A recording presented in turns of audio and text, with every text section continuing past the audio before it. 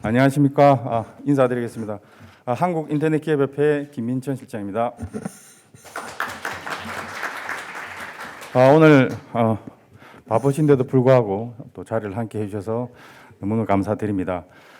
오늘 디지털 치료제 정책 제도와 촉진을 위한 토론회를 저희들이 준비를 했는데요. 지난 몇 년간 디지털 치료제에 대해 관심을 가지고 또 작년 안에 연구 결과물을 가지고 오늘 정책 그리고 제도와 이런 게 필요하다라는 취지를 가지고 자리를 준비를 했습니다. 먼저 양해 말씀을 좀 드리면 오늘 오전에 저희 회장님께서 오셔서 또 인사 말씀을 드려야 되는데 코로나 증사 좀 있으셔서 또 오시는 분들에게 또 영향을 드릴까봐 그래서 부득이하게 불참을 하게 됐습니다. 자, 그럼 먼저 저희 환영사 국민의힘 백종원 의원님께서 먼저 환영사 해주도록 하겠습니다. 의원님 앞에 큰 박수로 맞아주시기 바랍니다.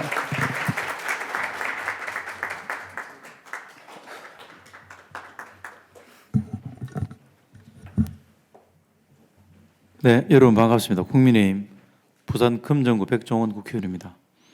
비대면 방식 치료에 관심과 수요가 높아지고 있는 오늘날 디지털 치료제 정책 제도화 촉진을 위한 토론회 개최를 진심으로 뜻깊게 생각합니다.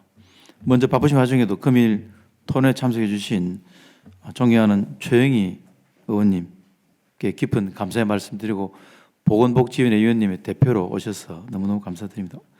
또한 오늘 토론회를 함께 준비해 주신 평소 존경하는 더불어민주당 이병훈 의원님과 또 피치 못할 사유로 금일 참석이 어려우시다 연락 주신 한국인터넷기업협회 박성호 회장님, 좌장을 맡아주신 동의대학교 김치용 교수님과 발제를 맡아주신 중앙대학교 병원 한덕현 교수님, 경운대학교 박명칠 교수님, 그리고 주식회사 웰테 강성기 대표님, 패널로 자리를 빛내주신 동아대학교 이동규 교수님과 문화체육관광부 이영민 과장님, 국회 입법조사처 정준하 입법조사관님과 한국조지메이슨대학교의 차윤선 실장님, 마지막으로 식품의약부 완전체 최규환 과장님께도 진심으로 감사의 말씀을 드립니다.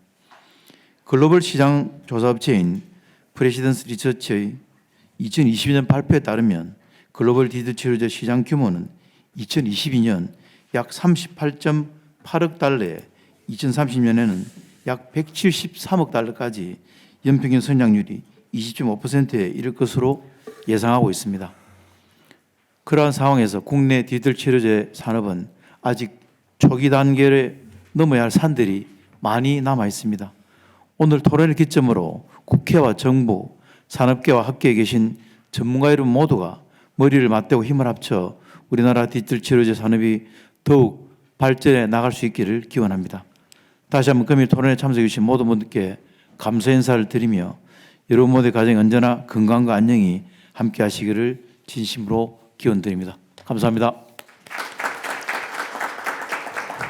의원님 감사드립니다. 다시 한번 큰 박수 부탁드리고요. 그리고 이어서 더불어민주당 이병훈 의원님 환영사 있도록 하겠습니다.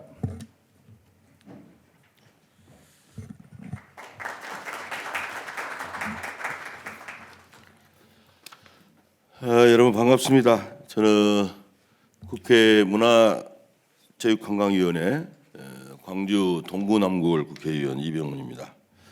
오늘 우리 존경하는 우리 백종원 의원님하고 같이 이렇게 공동 주최를 하다 보니까 이게 여야가 함께 굉장히 의미가 있어요. 밖에서 볼 때 맨 싸움이 나는 것 같은데 이런 정책 토론을 여야가 같이 한다는 건 대단히 의미가 있습니다. 그래서 정말 무엇보다도 저는 이걸 오늘 행사를 아주 뜻깊게 생각을 합니다. 동의하시죠? 네.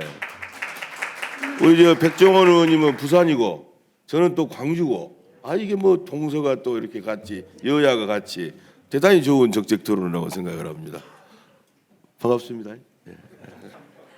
오늘 사실은 그 2020년 6월이든가요 FDA가 그 승인을 한 바가 있었죠. 그때 게임을 기반으로 하는 그 어린이들 그 주의력이 이렇게 결핍되는 행동에 대해서 디지털 치료제를 FDA가 승인을 한 바가 있었지 않습니까? 그래서 지금 앞으로 게임 산업이 커져나가면서 디지털 치료제 시장이 굉장히 확대돼 나갈 것이다.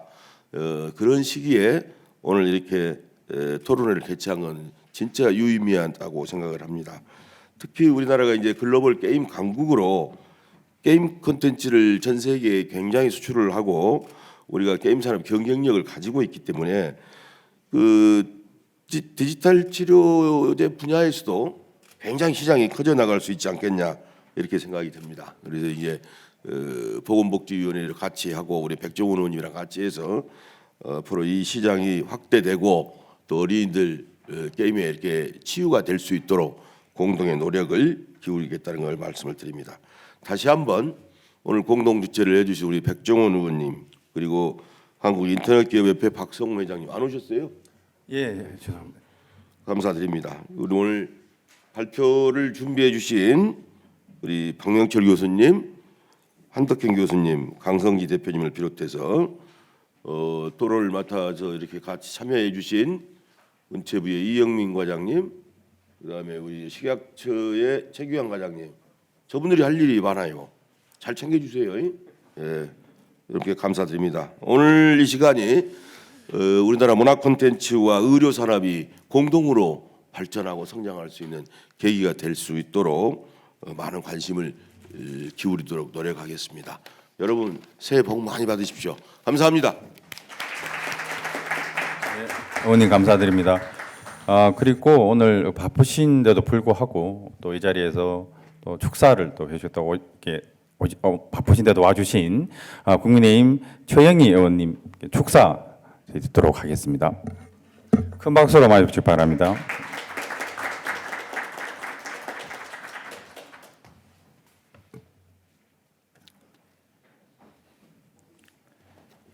네, 안녕하십니까. 반갑습니다. 저는 국민의힘 국회의원 최영애입니다. 그리고 오늘 우리 백종원 그 의원님하고 저하고는 그 보건복지위원회에서 같이 일을 하고 있습니다. 그리고 굉장히 그 작지만 단단하고 부드러운 카리스마를 지닌 우리 백종원 의원님을 저는 무척 좋아합니다.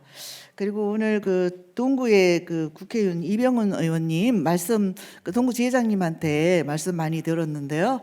제가 이 자리 뵙게 되어서 무척 그 반갑습니다. 그리고 인상이 참 좋으시군요. 네, 오늘 좀 훈훈합니다. 이 토론회에 정말 여야가 함께 이렇게 자리를 해서 좀 마음이 따뜻해지는 것 같다라는 생각을 하면서 오늘 디지털 치료 디텍스 정책 토론회 촉진을 위한 그 이 토론회가 모쪼록 결실을 거두고 또 성공적인 그런 토론회가 될 것으로 믿어 의심치 않습니다. 그리고 또 오늘 발제를 해주신 분, 또 뭐 관계자 여러분, 또 우리 그 백종원 의원님 사무실에 계시는 우리 식구들 정말 고생이 많습니다. 그리고 이 자리에 함께하신 모든 분들에게도 감사의 말씀을 전하고 요즘에 또 코로나가 다시 또 기성을 해서 많이 힘들어서 좀 걱정이긴 합니다. 그러나 이제 밤이 깊으면 또 새벽이 가깝고 또 겨울이 깊으면 봄이 가깝다고 합니다. 우리 국회에서 이제 여야가 목소리를 내는 것은 다 민생을 위해서 또 나라를 위하는 마음이 크기 때문이 아닌가 이런 생각을 해 봅니다. 오늘 이 자리에서 여러분들에게 인사드리게 되어서 무척 기쁘고요. 또 여러분들이 하시고자 하시는 일 잘 이루시고 뜻대로 여러분들 정말 건강하시고 몸 관리 정말 잘해 주시기 부탁드리면서 자기 관리 잘하는 것도 그것도 또 가정이나 또 나라에 충성하는 길인 것 같습니다. 그래서 오늘 다시 한번 이 행사 준비하신 모든 분들에게 감사의 말씀을 전하면서 앞으로 더욱더 증진하시기를 진심으로 바람하지 않겠습니다. 여러분 모두 정말 축하드리고 사랑합니다. 그리고 대단히 감사합니다. 고맙습니다. 네, 감사드립니다. 네, 수고해 주신 세 분에게 다시 큰 박수 좀 부탁드리겠습니다. 그리고 이어서 바로 저 발표를 진행할 텐데요. 그 전에 먼저 조 회장님 개사는 아까 다시 한번 양해를 좀 부탁을 드리고 자료집에 있는 걸로 대신 하도록 하겠습니다. 오늘 그 토론회는 발표를 세 분께서 맡아 주실 겁니다. 박명철 교수님께서 먼저 발표를 해주시고요. 두 번째 한덕현 교수님께서 발표를 해주시고, 네, 네, 알겠습니다. 말씀드리고 제가 알겠습니다. 세 번째는 강성기 대표님 발표 후에 전체 토론을 이어가도록 하겠습니다. 그러면 발표 전에 한번 앞에서 사진을 한번 찍도록 하겠습니다. 단체 사진을 한번 찍고 바로 발표 이어가도록 하겠습니다. 그러면 자 이어서 이제 토론회를 본격적으로 시작하도록 하겠습니다. 먼저 경운대학교의 박명철 교수님께서 디지털 치료제 생태계 활성화 방안에 대해서 발표해 주도록 하겠습니다.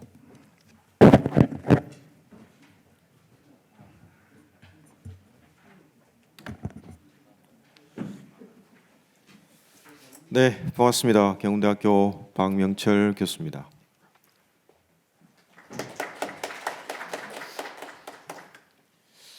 먼저 이렇게 귀한 자리를 마련해 주신 백종원 의원님과 이병훈 의원님 그리고 참석해 주신 최영희 의원님께 감사드리고요. 또 한국인터넷기업협회 박수호 회장님께도 또 이하 관계자 여러분께도 감사의 말씀을 드립니다. 제가 작년에 이제 협회 주관으로 해서 관련 이제 정책 연구를 좀 한 결과물이 있습니다. 아마 그런 결과물로 인한 내용으로 이제 발제를 좀 부탁하지 않았나 그렇게 생각을 합니다. 저는 패널 분들 중에서도 좀 특이하게 컴퓨터 사이언스를 전공하는 공학도고요. 그래서 공학적 차원에서의 디지털 치료에 대한 접근을 좀 많이 고려하고 있는 편입니다. 그리고 또 아주 오래전이긴 하지만 2000년도 제가 또 석사 논문을 쓸 때 동영상에 대한 유해성을 판별하는 연구를 했기 때문에 아마 그때부터 시작해서 인터넷과 관련된 또 게임과 관련된 다양한 컨텐츠에 대한 관심이 일지 않았나 그렇게 생각을 합니다.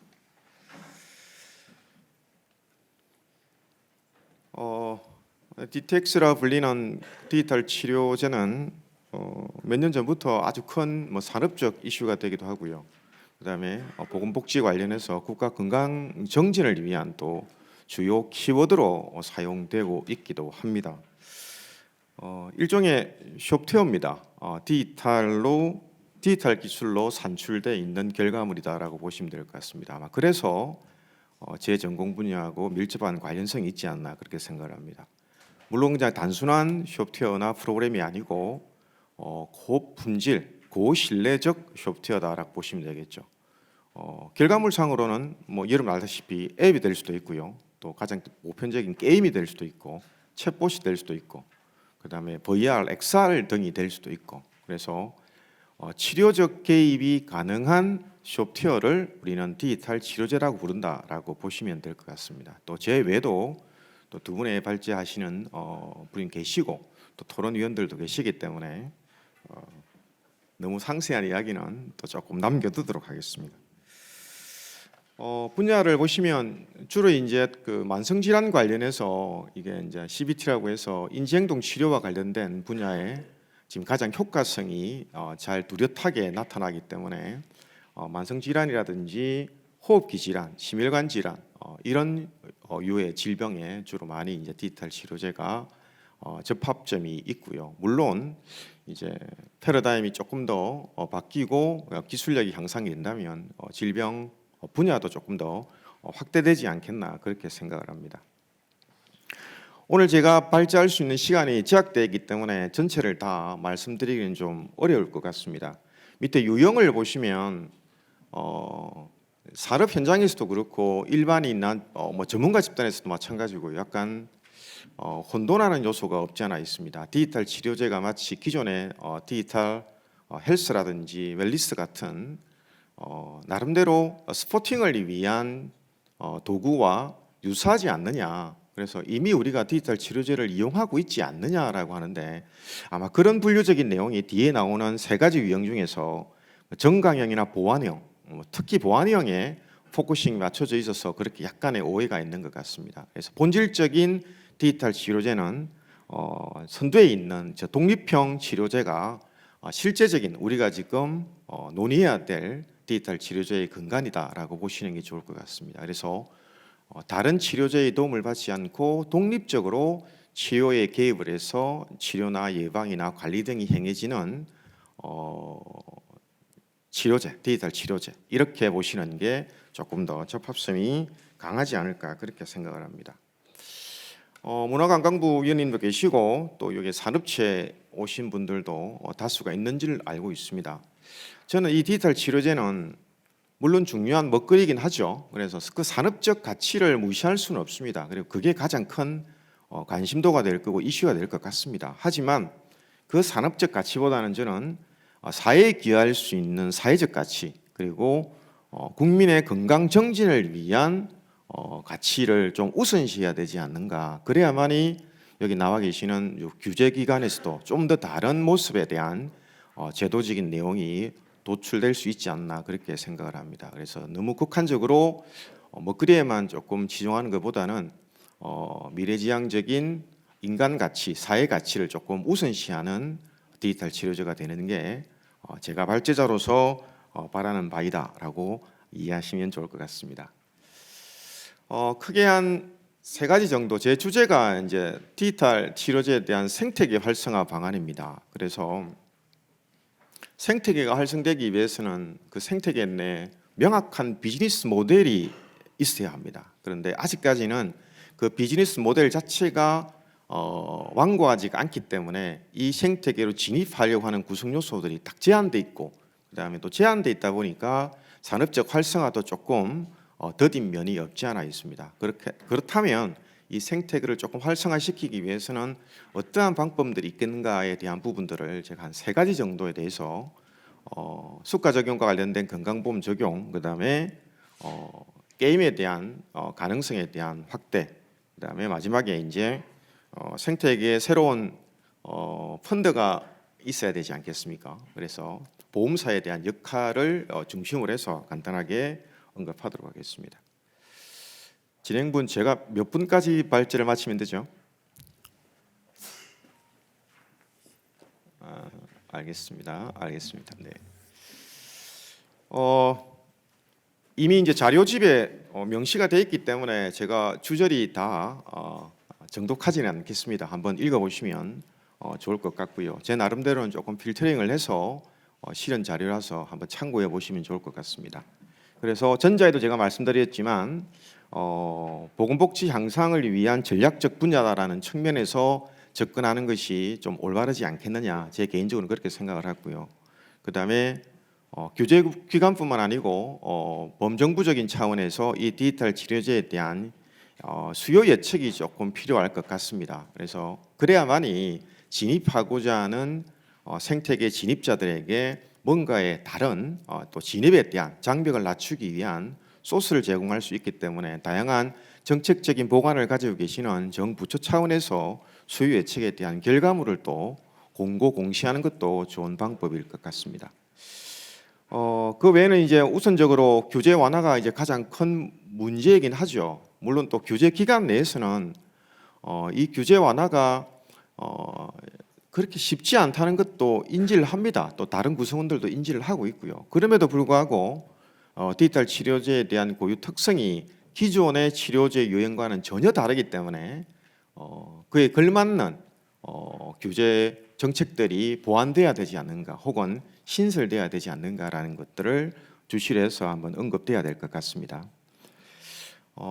느낌상으로 디지털 치료제는 미래의 예방 진료의 핵심 키워드라고 생각을 합니다. 대부분의 우리가 이제 질병 치료를 하게 되면 우리 한덕훈 교수님도 계시겠지만 발병 이후에 병을 치료하기 위한 요소적인 내용에 포커싱이 맞춰져 있는 게 일반적입니다. 그런데 가장 좋은 거는 발병하지 않게끔 하는 겁니다. 그래서 다른 치료제에 비해서 디지털 치료제는 그러한 예방적 차원에서의 치료제로서 충분한 가치성이 인정되고 있기 때문에 또 국내뿐만 아니고 국외에서도 충분한 가능성이 있기 때문에 이런 예방적 차원에서의 접근이 조금 더 도모돼야 되지 않을까 그렇게 생각을 합니다. 2017년도 FDA에서 이제 처음으로 디지털 치료제가 승인이 되었으니까 횟수로도 이제 한 5년 정도가 넘어가고 있습니다. 작년에 사실 저는 내심 좀 바랬습니다. 디지털 치료제 1호가 인허가 되지 않을까. 또 그런 가능성도 없지 않아 있었고요. 그런데 또 한 해가 넘어가고 23년이 되어버렸습니다. 그래서 아마 올해는 꼭 국내 1호의 디지털 치료제가 인허가 되지 않을까 그렇게 기대를 해봅니다. 미국, 영국, 독일 디지털 치료에 대해서 조금 더 선점적인 사항을 가지고 있는 국가들도 약간 전략적으로 다른 방법을 사용하고 있다는 걸 알 수가 있습니다. 벌써 19년, 18년, 20년부터 이미 시행을 하고 있고요. 주요 포커싱은 어쨌든 기준 완화입니다. 그 기준 완화가 단순하게 이게 치료제이기 때문에 단순 기능 규제 완화가 맹목적인 키는 아니거든요.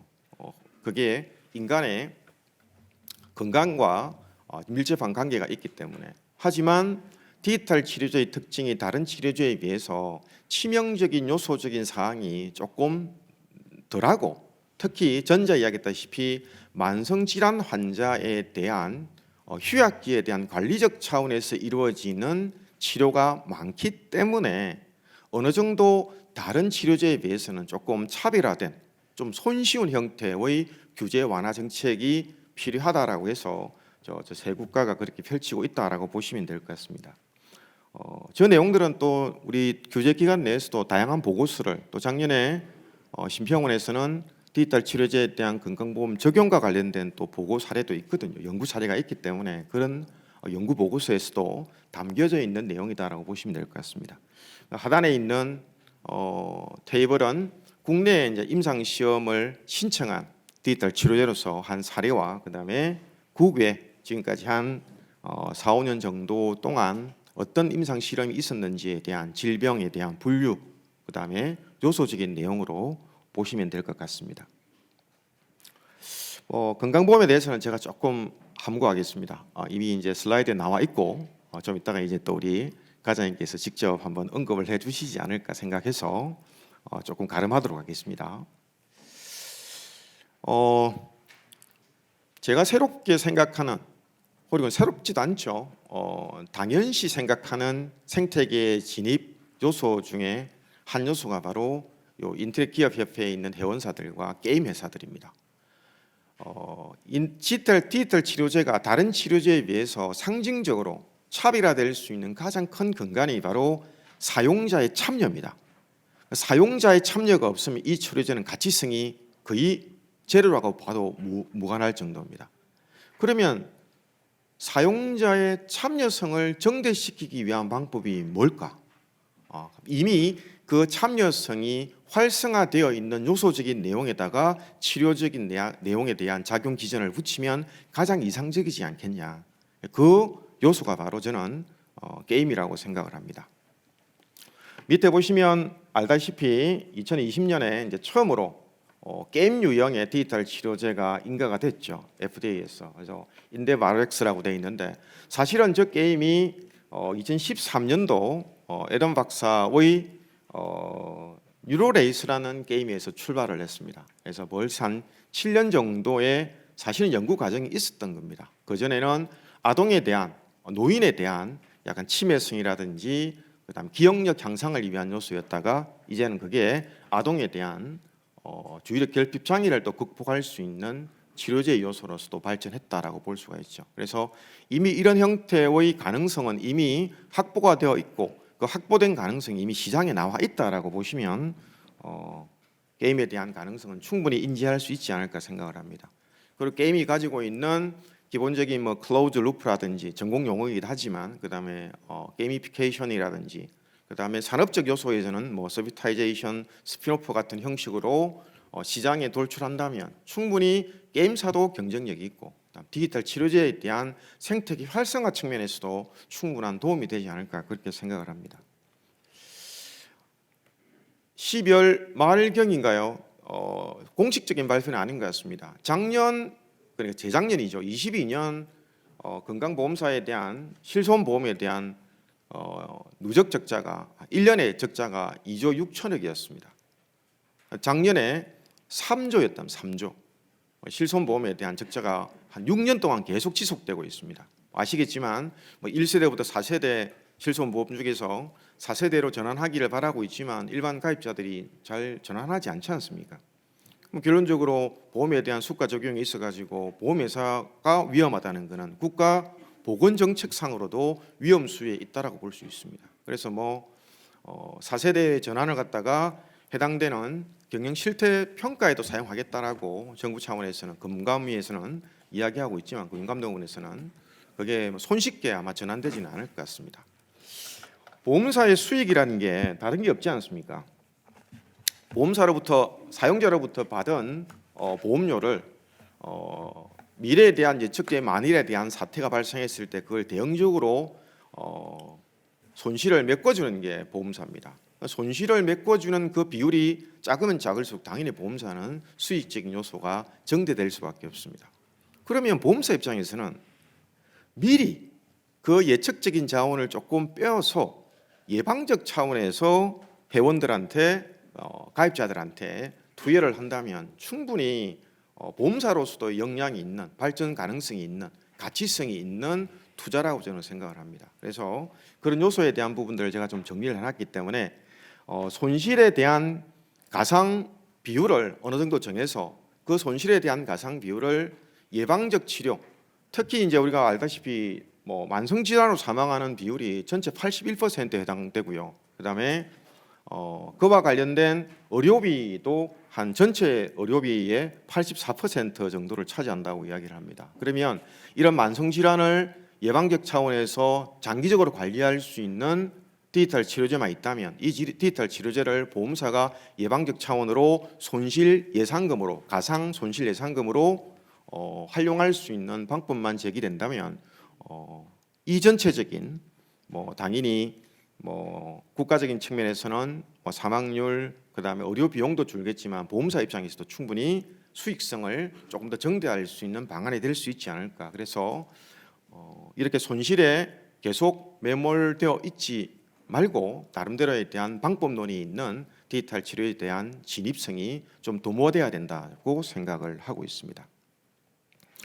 그 외에 이제 지적재산권에 대한 문제는 나중에 또 한번 이야기 나오겠지만 디지털 치료제가 수가 적용상으로 우리 세 가지 종류가 있지 않습니까? 의료 행위가 있고 그다음에 재료가 있고 그다음 의약품이 있습니다. 그런데 우리 국내에서는 치료 재료로 간주합니다. 쉽게 말하면 의료기기입니다. 디지털 치료제가 의료기기입니다.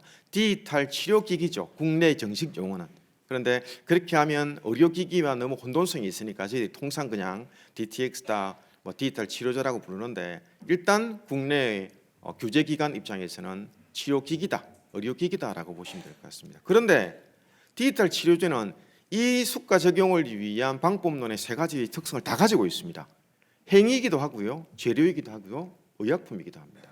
그럼 결론적으로 기존의 규제기관이 삼고 있는 그 절차적 내용에는 조금 맞지 않지 않느냐. 그래서 새로운 규제 절차가 좀 필요하다라는 걸 제시하고 있다라고 보시면 좋을 것 같습니다. 전산학을 하기 때문에 이 객체지향 언어에 대한 선구주자라는 엘리난 박사분이 그런 말을 했습니다. 미래를 가장 잘 예측할 수 있는 방법은 우리가 미래를 만들어가면 된다고 했습니다. 이 자리가 단순하게 디지털 치료제에 대한 가능성을 논의하는 자리라기보다는 디지털 치료제가 시장에 그리고 우리 곁에 오기 위해서 뭔가 만들어가는 과정이길 바라보면서 짧지만 제 발제를 가름할까 합니다. 감사합니다. 네, 감사드립니다. 그러면 이어서 중앙대학교 병원의 한덕형 교수님께서 디지털 치료제 변천과 개념에 대해서 발표해 주시도록 하겠습니다.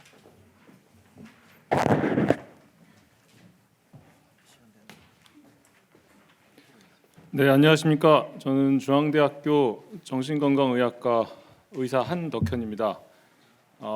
이렇게 초대해 주셔서 감사하고요. 이 디지털 치료제에 대한 이해를 위해서 이제 어떻게 하는 게 좋겠는가 했을 때 그냥 제가 그동안에 디지털 치료제 만나고 접하고 만들어보고 망하고 또 회사 차리고 망하고 한 4번 정도 성공과 실패 한 성공하지 못했습니다. 실패만 한 그 사례에 대한 것들을 개념부터 시작해서 어떻게 회사들이 변해가고 있는지에 대해서 말씀드리는 게 여러분들이 제일 이해하기 쉬울 것 같아서 그 슬라이드를 준비했습니다.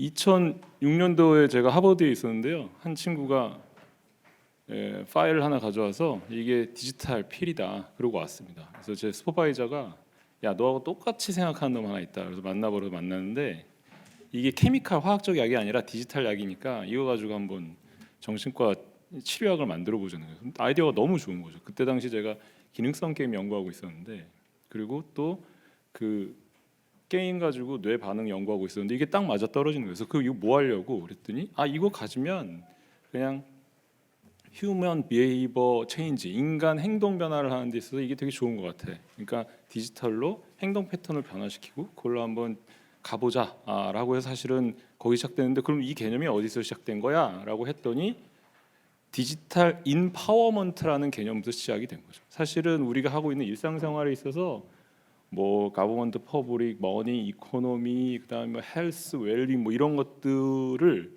우리 사회에서 지금 진행되고 있는데 이 분야에 있는 어떤 기능적인 인파워먼트를 하는 거를 디지털 인파워먼트라고 정의 내리고 그 중에 하나를 헬스 쪽으로 가서 디지털 인파워먼트 for 헬스 쪽으로 가는 쪽으로 사실은 이게 시작이 됐습니다.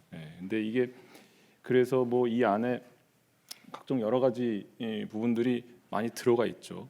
뭐 근데 이 헬스라고 하는 부분이 사실은 굉장히 광범위합니다. 그래서 경동시장부터 시작해서 서울대학병원까지 정말 우리가 관련된 헬스는 어느 분야든 다 헬스라고 정의를 내릴 수 있는 거거든요. 그럼 어디까지가 웰빙이고 어디까지가 헬스고 어디까지가 메디슨이라는 그 경계를 내리는 게 저는 디지털 치료제로 접근하는 데 있어서 제도적인 그 지원하고 제도적인 그 시스템을 만드는 데 있어서는 굉장히 중요한 개념이라고 생각이 됩니다. 근데 이게 어떻게 지금 가고 있는지를 여러분들이 아셔야 여기 오신 분들 중에 그것들을 어떻게 서포트할 수 있는지를 알게 될 것 같습니다. 이 디지털 헬스하고 디지털 메디슨의 이 그림은 이따가 강성재 대표님도 이 그림을 드셨는데 저희가 하는 디지털 치료제를 하는 개념에 있어서는 이 그림이 굉장히 중요합니다. 왜냐하면 큰 외곽에 있는 게 디지털 헬스고요. 그 다음에 디지털 메디슨이 그 안에 들어가 있고, 그러니까 디지털 메디슨이 되려면 임상적인 증거가 뒷받침이 됩니다. 그러니까 임상적인 증거라고 하면 이 예를 들면 A라는 물질이 있거나 A라는 소프트웨어가 있으면 이걸 했을 때 임상적으로 좋아져야 돼. 임상이라고 얘기하면 뭐냐면 디지즈 병이라고 되어 있는 그 증상들이 과학적인 방법에 의해서 좋아지는 것들의 증거가 있어야 된다는 얘기죠. 그래서 이 약을 10명한테 사람을 줬을 때 적어도 7명 반 이상의 사람들이 비슷한 증상들이 비슷한 만큼 좋아진다는 것들이 돼야 이게 헬스에서 메디슨 쪽으로 넘어올 수 있고 여기서 다시 디지털 세라피우틱스가 되려면 Y라는 부분을 만족을 시켜야 돼요. 왜 10명 중에 7.5명 이상의 사람이 좋아지는데 뭐 때문에 좋아진 거야? 그래서 디지털 세라피우틱스로 가려면 사실은 굉장히 까다로운 조건을 만족해야 되는데 그 까다로운 조건 중에 임상적인 호전 그리고 그 임상적인 호전이 무엇 때문에 왜 좋아졌는지에 대한 개념이 들어가야 되고 그걸 밝혀야 디지털 치료제를 만드는 사람, 만드는 회사라고 할 수 있는 거죠. 자, 예를 들면 이 세상에 집중력을 호전시키는 방법은 한 1억 가지 정도 있을 것 같습니다. 엄마한테 혼나도 집중력이 되고 뭐 수삼을 뭐 먹어도 집중력이 되고 술 한 잔 마셔도 집중력이 되는 사람도 있고 담배 피워도 되고 다 집중력을 향상시키는 방법이 무진장 많습니다. 근데 집중력을 향상시키는 약을 먹으면 집중력이 일정하게 좋아져요. 그래서 집중력을 향상시킨다라고 하면 그게 디지털 헬스인데 그 중에서 주의력 결핍 과잉 행동 장애라는 어떤 디지즈에서 그 환자의 집중력을 15% 이상 향상시킨다라고 하면 이제 메디슨 쪽으로 넘어갈 수 있습니다. 근데 그 메디슨이 특히 저희 정신과 약물 같은 경우는 추측이 되게 많아요. 이럴 거야. 뇌 안에 도파민을 좀 변화시켜 줄 거야. 뇌 안에 세로토닌을 좀 변화시켜 줄 거야. 근데 먹는 사람마다 다 잴 수가 없어요.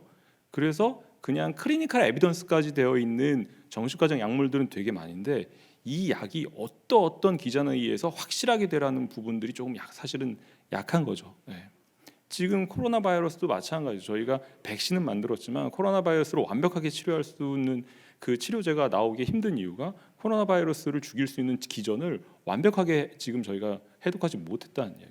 근데 디지털 치료제로 가려면 주의력결핍 과잉행동장애 환자의 멀티태스킹 능력과 그다음에 워킹 메모리 기능을 15% 이상 향상시켰더니 주의력이 향상됐어. 그럼 디지털 치료제로 저희가 해줘야 됩니다. 네. 그래서 식약처든 어디든 간에 디지털 치료제로 너희가 허가를 받고 싶으면 이걸 가져와. 우리가 100명 했더니 좋아졌어. 왜? 몰라. 근데 했더니 좋아져. 이건 안 돼. 100명 했는데 좋아졌어. 왜? 이 사람의 워킹 메모리를 재고, 그러니까 그다음에 이 사람의 그 멀티태스킹을 쟀더니 15% 이상 향상이 됐어. 그래서 주의력결핍 과잉행동장애 증상이 좋아진 거야라고 하면 오케이 인정. 그리고 그게 100명 했더니 효과가 뭐 15% 이상 됐어. 1000명 했더니 13.7%, 10,000명 했더니 14.2%. 오케이 이건 리즈너블해. 가자. 이렇게 가야 된다는 이야기죠. 네. 그래서 디지털 헬스, 메디슨, 세라피틱스로 갈수록 그 기전들을 밝혀내야 되는데 이 부분이 디지털이기 때문에 사실은 더 엄격합니다. 왜냐하면 디지털 말 그대로 숫자로 나타나기 때문에 아날로그 타입보다는 좀 다른 아주 명확한 카테고리가 나와 있고 그 다음에 그 숫자화 될 수 있기 때문에 저희가 디지털 치료제를 할 때는 이따가 강성주 대표님 뭐 보니까 그 안에 참 무엇을 믿을 것인가 어떻게 믿을 것인가 그런 것들이 나와 있는데 굉장히 많은 디지털 치료제를 비슷한 디지털 헬스 기구가 나와 있는데 그 중에 우리가 어떤 걸 받아들일지에 대해서 이제 그때 들으시면 될 것 같고요. 자, 그래서 한 번 더 말씀을 드리면 대중요법과 약과 디지털 치료제가 있습니다. 효과 대중요법은 그냥 좋아집니다. 믿어야 됩니다. 믿습니다 하면은 그거는 그냥 대중요법이에요. 근데 25% 이상 집중력이 향상됐다라고 하면 대부분 약입니다. 이게 케미칼한 거기 때문에 몸 안에서 해소가 되기 때문에 거의 퍼센테이지가 되게 비슷하고 그걸 생동성 실험으로 얘기를 하죠. 그리고 디지털 치료제도 20% 이상 집중력 점수 향상이라는 효과가 확실하게 있습니다. 매체는 대중요법 굉장히 다양합니다. 온갖 매체들이 다 있는데 약도 화학물 그리고 디지털 치료제는 소프트웨어라는 명확한 매체가 있고 기전은 대중요법은 그냥 기운을 차리면 집중력이 좋아지는 굉장히 주관적이죠. 근데 약은 우측 전두엽의 활성화 25% 이상 증가시키는 도파민이 들어가서 활성화. 자, 그거랑 똑같이 디지털적인 어떤 것들이 들어가서 우측 전두엽의 활성화를 계속 자극해 준다면 우측 전두엽의 활성화가 25% 이상 활성화되는 에비던스를 제시를 해야 되는 거죠. 그다음 기전 검증은 대중요법은 뭐 그냥 주관적입니다. 내가 좋으면 좋은 거고. 근데 약은 굉장히 과학적인 거죠. 그리고 디지털 치료제도 약과 같이 과학적이어야 되고 기전 신뢰도는 대중요법이 굉장히 낮죠. 약은 굉장히 높습니다. 디지털 치료제는 컨트롤버스입니다. 저게 의문점이라는 거죠. 왜냐하면 그거를 그렇게 과학적으로 제시할 수 있는 디지털 치료제 회사가 아직 의학적인 부분에 있어서의 사실은 솔직하게 고백하면 디자인 단계부터 의사가 들어오고 약사가 들어와서 그 디지즈에 대한 기전을 가지고 그거를 처음 디자인 단계부터 같이 갔느냐 그게 아니에요. 그러니까 예를 들면 치매 연구, 치매 치료제를 했을 때 치매는 기억력이 떨어지니까 기억력에 관련된 걸 우리가 만들면 되지 않아? 라고 만듭니다. 그리고 나서 중간 이상쯤 갔을 때 병원을 찾아옵니다. 이거 우리가 기억력 향상되는 걸 만들었으니 병원에서 이거 검증해 주세요. 의사 검증합니다. 그리고 나서 제품이 나옵니다. 병원에서 아무도 안 씁니다. 왜냐하면 치매라고 하는 그 질환 그 자체의 코어를 가지고 만들기 시작하지 않았고 중간에 페리퍼럴한 그냥 눈에 보이는 증상만 가지고 했기 때문에 증상 치료제를 딱 제시했을 때 의사들은 안 써요.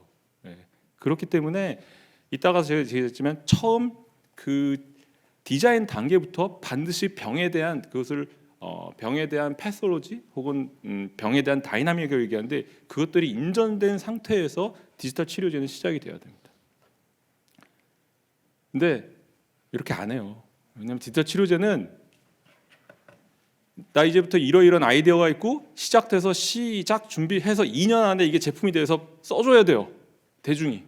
왜? 2년 안에 이게 써주지 않으면 골동품이 된다니까요. 약은 10년 개발해도 됩니다. 10년 뒤에 나와도 이 약이 명약이고 그 안에 있는 게 보이지가 않고 그냥 알약으로 되게 사람들 잘 먹고 거기에 호응이 되는데 이 디지털 치료제가 UI, UX가 거의 사람들의 눈이 계속 변하기 때문에 1년, 2년 만에 사람의 눈에 패션이 달라지기 때문에 이게 나오면 빨리 가야 되기 때문에 저렇게 과학적인 방법을 요구하지만 그걸 만드는 기간과 돈과 그것을 사용하는 사용자의 눈높이가 계속 변하기 때문에 굉장히 어려운 학문 중에 사실은 하나입니다. 그래서 처음에 나왔던 저 아킬리에서 나온 거 집중력 치료제 저거 나왔을 때 저 그래픽 괜찮았거든요. 지금은 뭐 웬만한 저희 2인 그냥 저기 게임 회사에서 저 정도는 그냥 우습게 만듭니다. 저게 왜냐하면 10년 된 그래픽이기 때문에 어쩔 수가 없어요. 그런데 저 그러면 디노보에서 만든 걸 가지고 기전을 연구한다? 안 됩니다. 왜냐하면 너무 복잡해요.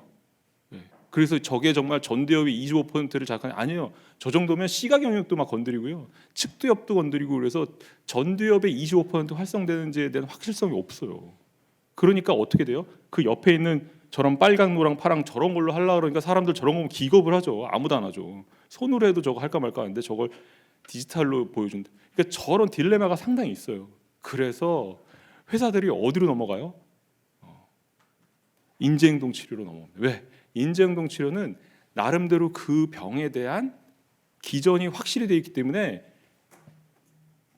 매뉴얼화되어 있는 그 인지행동 치료를 그대로 디지털로 바꿔버리면 이게 디지털 치료제 되는 거 아니야? 라고 누가 아이디어를 내서 죄다 그렇게 했어요. 그게 누구예요? 페어가 그렇게 했습니다. 그래서 아킬리가 헤매던 거를 페어가 그대로 가져가서 그걸 해서 몇 년 안에 FDA 허가를 받고 제1호 FDA 허가 이 디지털 치료제가 됩니다. 난리 났죠. 주식 투자 들어오고 엄청 났습니다. 안 씁니다. 근데 그럼 비극이 벌어진 거죠. 왜요? 재미가 없어요. 근데 이 아킬리를 따라했던 미국에 있는 디지털 치료제 협회들과 모든 협회들이 거의 다 인지행동 치료를 디지털로 바꾸자 해서 디지털 치료제는 거의 디지털라이즈드 CBT 이렇게 하는 걸로 사업적인 회피를 할 수밖에 없었어요. 왜? 과학적인 에비던스를 가지고 그걸 가려고 하니까. 근데 안 써요. 재미가 없어요. 그리고 그냥 오프라인에서 그냥 그 치료사랑 하는 것도 굉장히 효과적이고 직관적인 것들이 왔다 갔다 하는데 내가 이걸 보고 이걸 하면 뭐 얼마나 된. 그래서 디지털 치료제는 절대 디지털라이즈드 CBT가 아니다라는 것들이 디지털 치료제 회사나 만드는 분들이 반드시 아셔야 됩니다. 그러니까 디지털이 가지고 있는 디지털 치료제가 가지고 있는 개성을 반드시 확보를 하셔야 됩니다.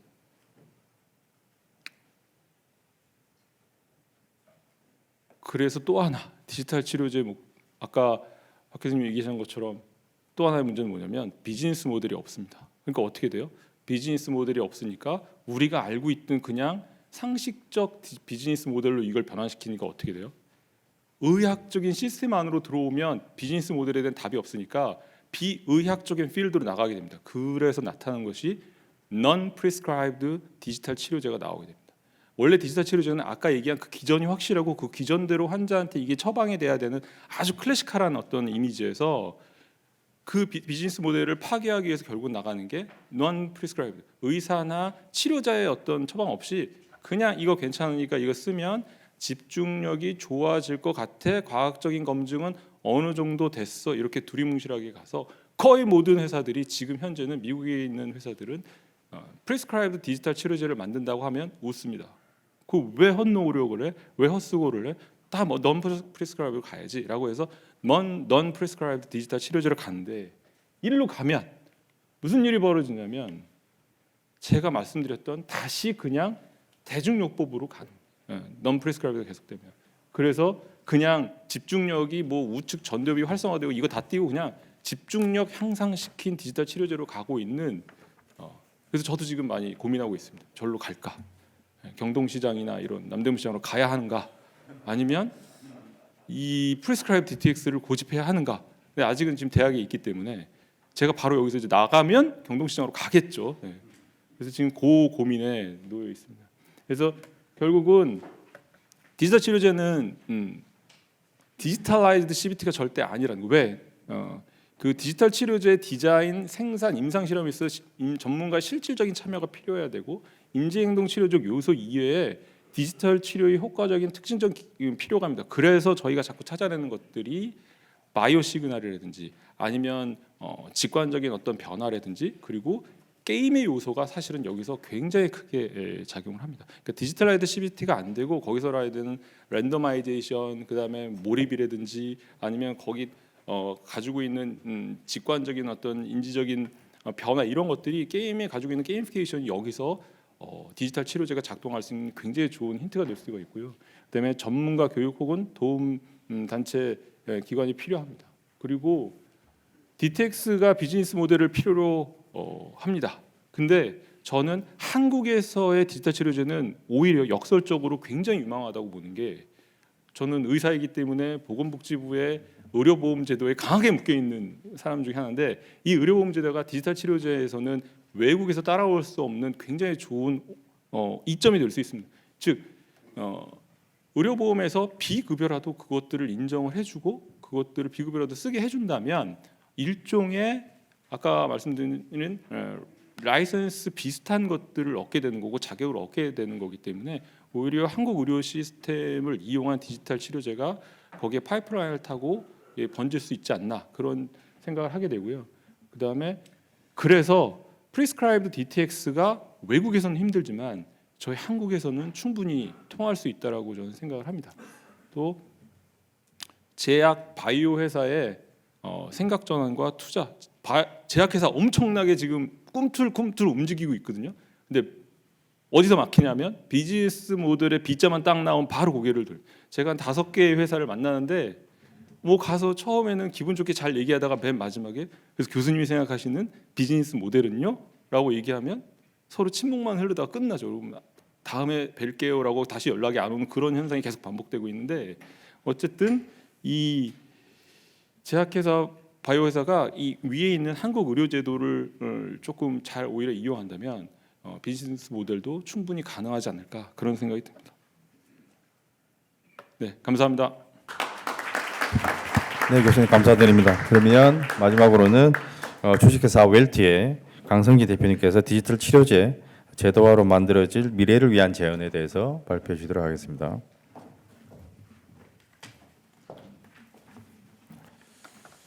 네, 안녕하십니까. 오늘 또 좋은 자리 이렇게 불러주셔가지고 제가 디지털 치료제에 대한 뭐 얘기를 사실은 처음 뵙는 분들이 좀 많은 자리인 것 같습니다. 이게 게임이나 인터넷 기업들 그리고 문화체육관광부 이렇게 과장님도 오시고 하는 이 자리가 저한테는 조금 챌린징하면서도 신선한 자리인 것 같아요. 그리고 오늘 저희 주주도 사실 뭐 스마일게이트나 게임 회사들이 또 있지만 실제로 그 투자를 받는 과정에서 그냥 받은 건 아니고 이 인터넷이나 게임이 디지털 치료제의 디지털을 담당하는 그리고 치료제의 어떤 그 발전을 담당하는 중요한 축을 담고 있기 때문에 배우고 싶은 것들이 많았고요. 오늘 제가 말씀드린 거 이후로 또 이제 계신 분들께 많이 배우고 가겠습니다. 저는 웰트 주식회사의 강성지 대표고요.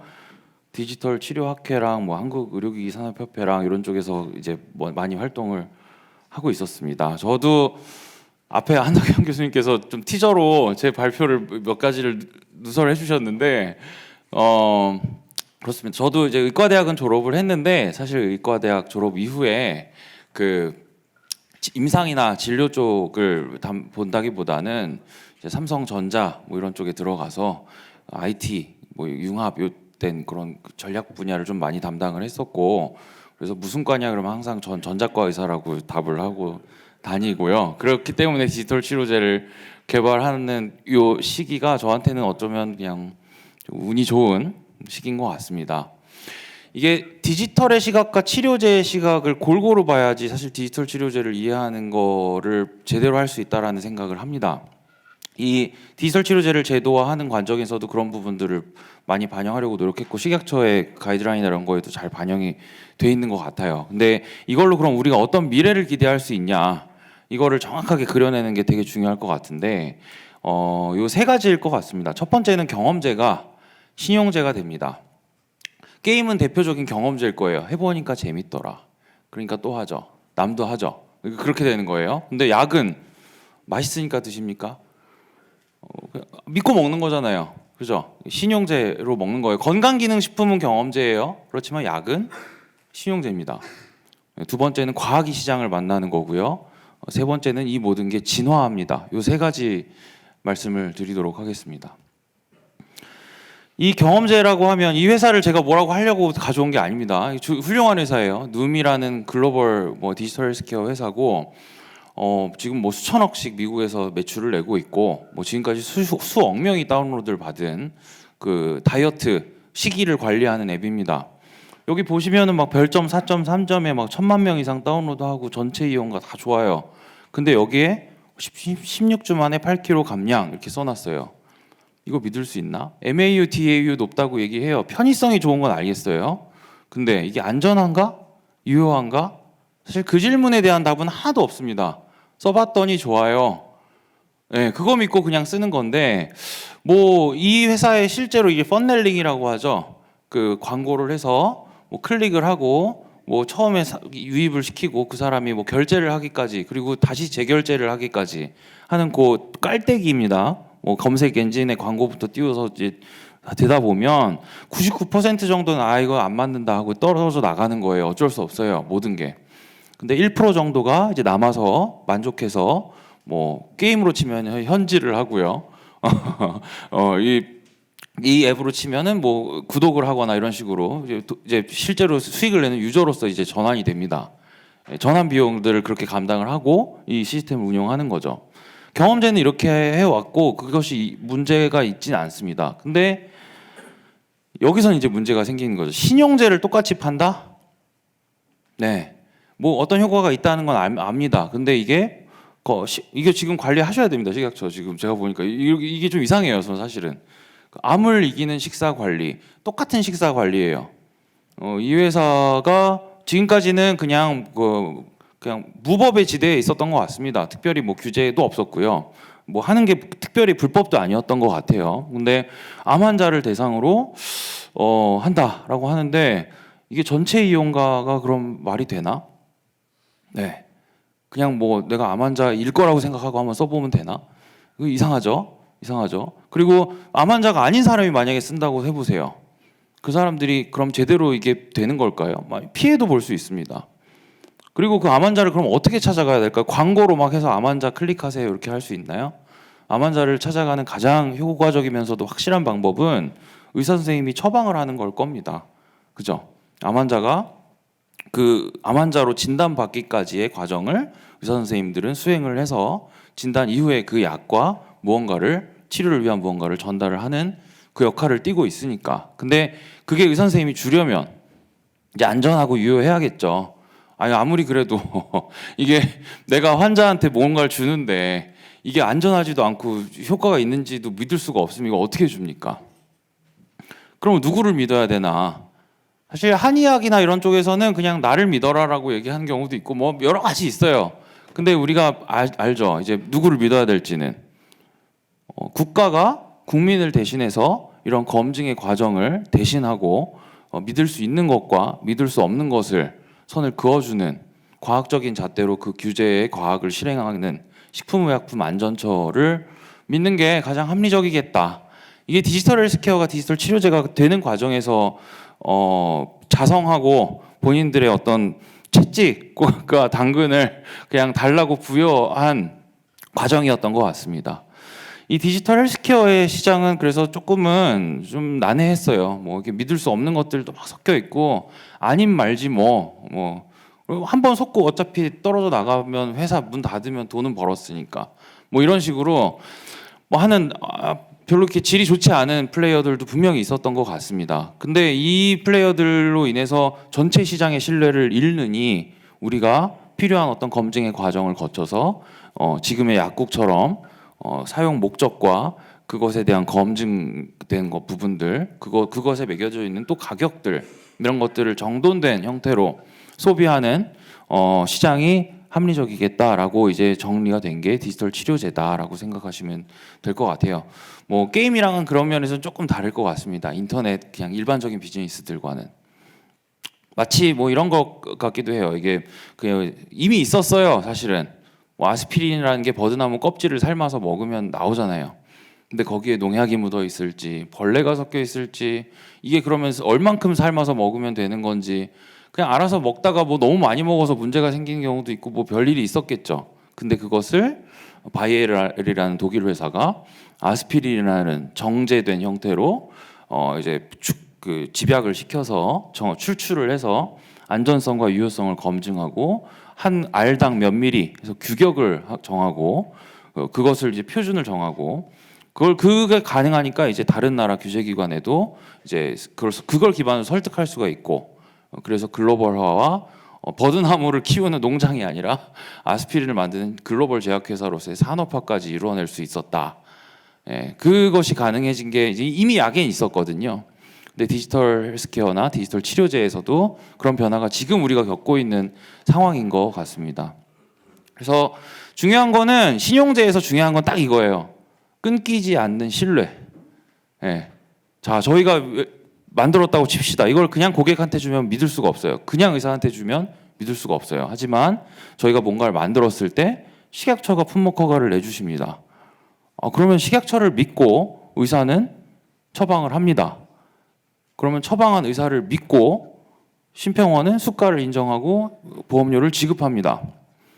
그러면 그 신뢰의 끝에 오늘 여야가 함께 해주셔서 이제 한 건데 더불어서 믿고 쓸 수 있는 이제 국민이 그 혜택을 볼 수 있는 것까지 완성이 되는 이 그림이 완성되는 게 사실은 디지털 치료제에서 가장 중요한 경험제에서 신용제로 바뀌는 그 과정이다 말씀을 드리고 싶습니다. 두 번째는 이제 과학이 시장을 만나는 겁니다.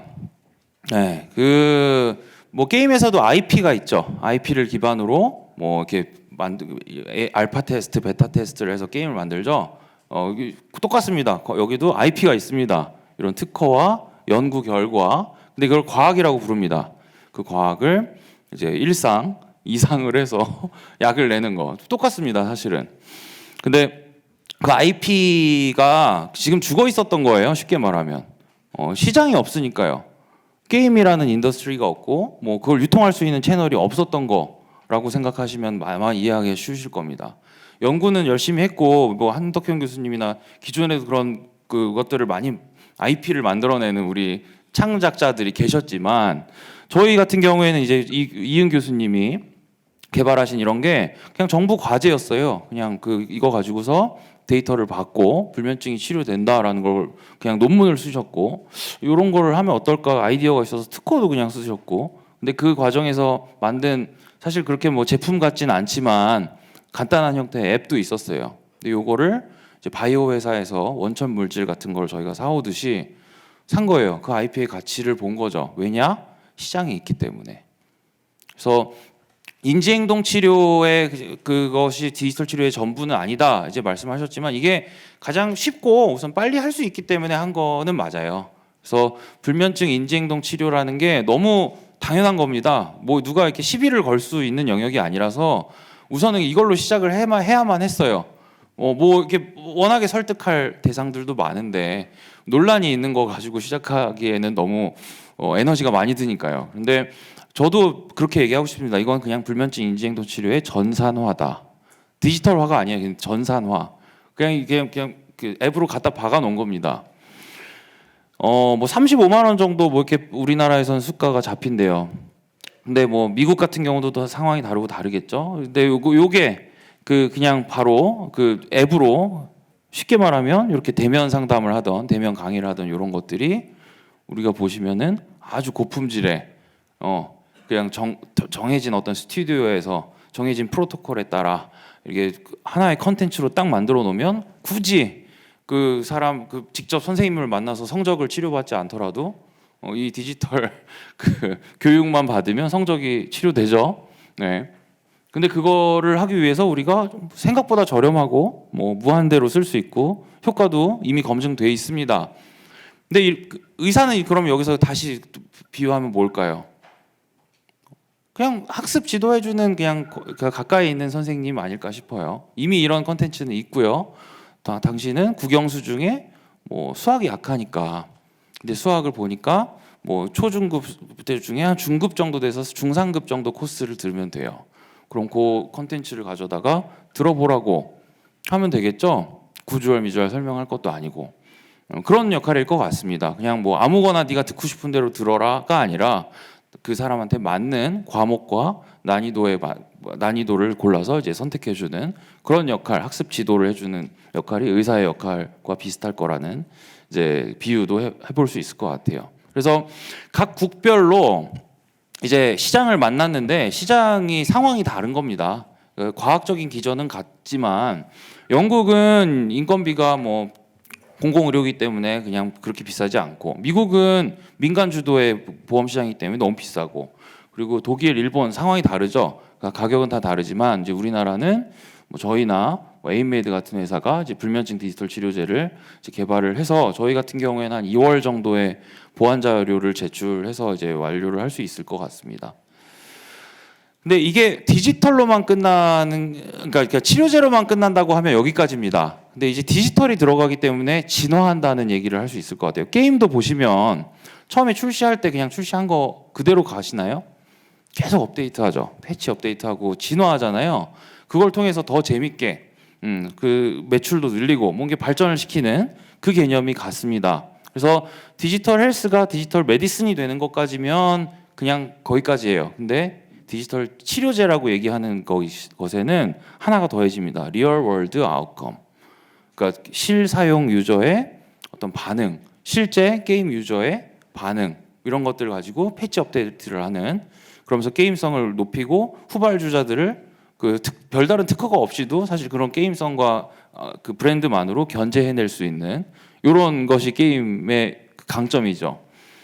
저희 같은 경우도 처음부터 이제 앞쪽에 이제 치료에 대한 것들은 비슷하게 놨지만 뒤에 이런 센서나 그 유저를 이해하기 위한 장치들을 아낌없이 집어넣으려고 노력을 했습니다. 그래서 스마트폰이나 웨어러블 같은 게 기존에는 뭐 그냥 있었어요. 근데 이게 환자가 쓰는 거라고 이해를 하면 사실 환자를 위해서 측정할 수 있는 여러 가지 이제 그 변화들도 가능해진 거고, 그런 기기들을 이제 아낌없이 활성화시켜서 그 데이터들을 보고 거기에 이제 병원이랑 그 전자 차트도 연동을 시켜서 그 선생님이 어떤 약을 처방했고 그 환자의 어떤 그 검사 수치나 이런 것들이 어떻게 변해가고 있고 뭐 이런 것들을 처방하는 순간 이용 약관 내지는 그 소비자의 동의, 환자의 동의죠. 동의를 얻어서 그런 데이터들을 저희 서버에 이제 갖다 놓습니다.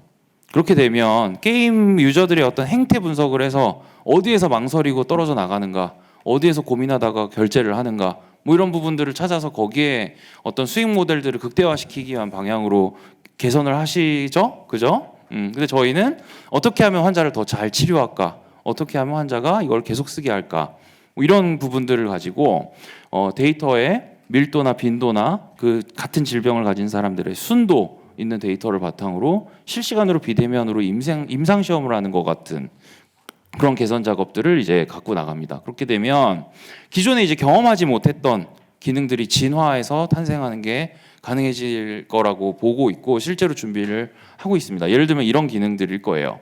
오늘 생활 습관 분석 결과 뭐 수면제를 언제 드셔라. 사실 이게 그냥 디지털 치료제로서의 기능은 아니죠. 뭐 약과 같이 접합되고 실제로 환자를 충분히 이해했을 때 할 수 있는 얘기일 겁니다.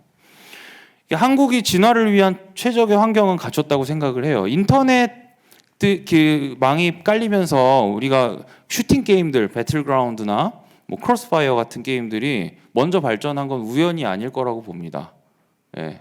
인터넷 속도가 빨랐으니까 인터넷 속도의 특이적인 게임들이 먼저 발전한 거고, 그 게임들이 우리나라에서는 별로 성공을 혹시 못했다고 하더라도 미국이나 중국에 가서 대박을 칠 수 있는 그런 기반이 완성됐던 거죠.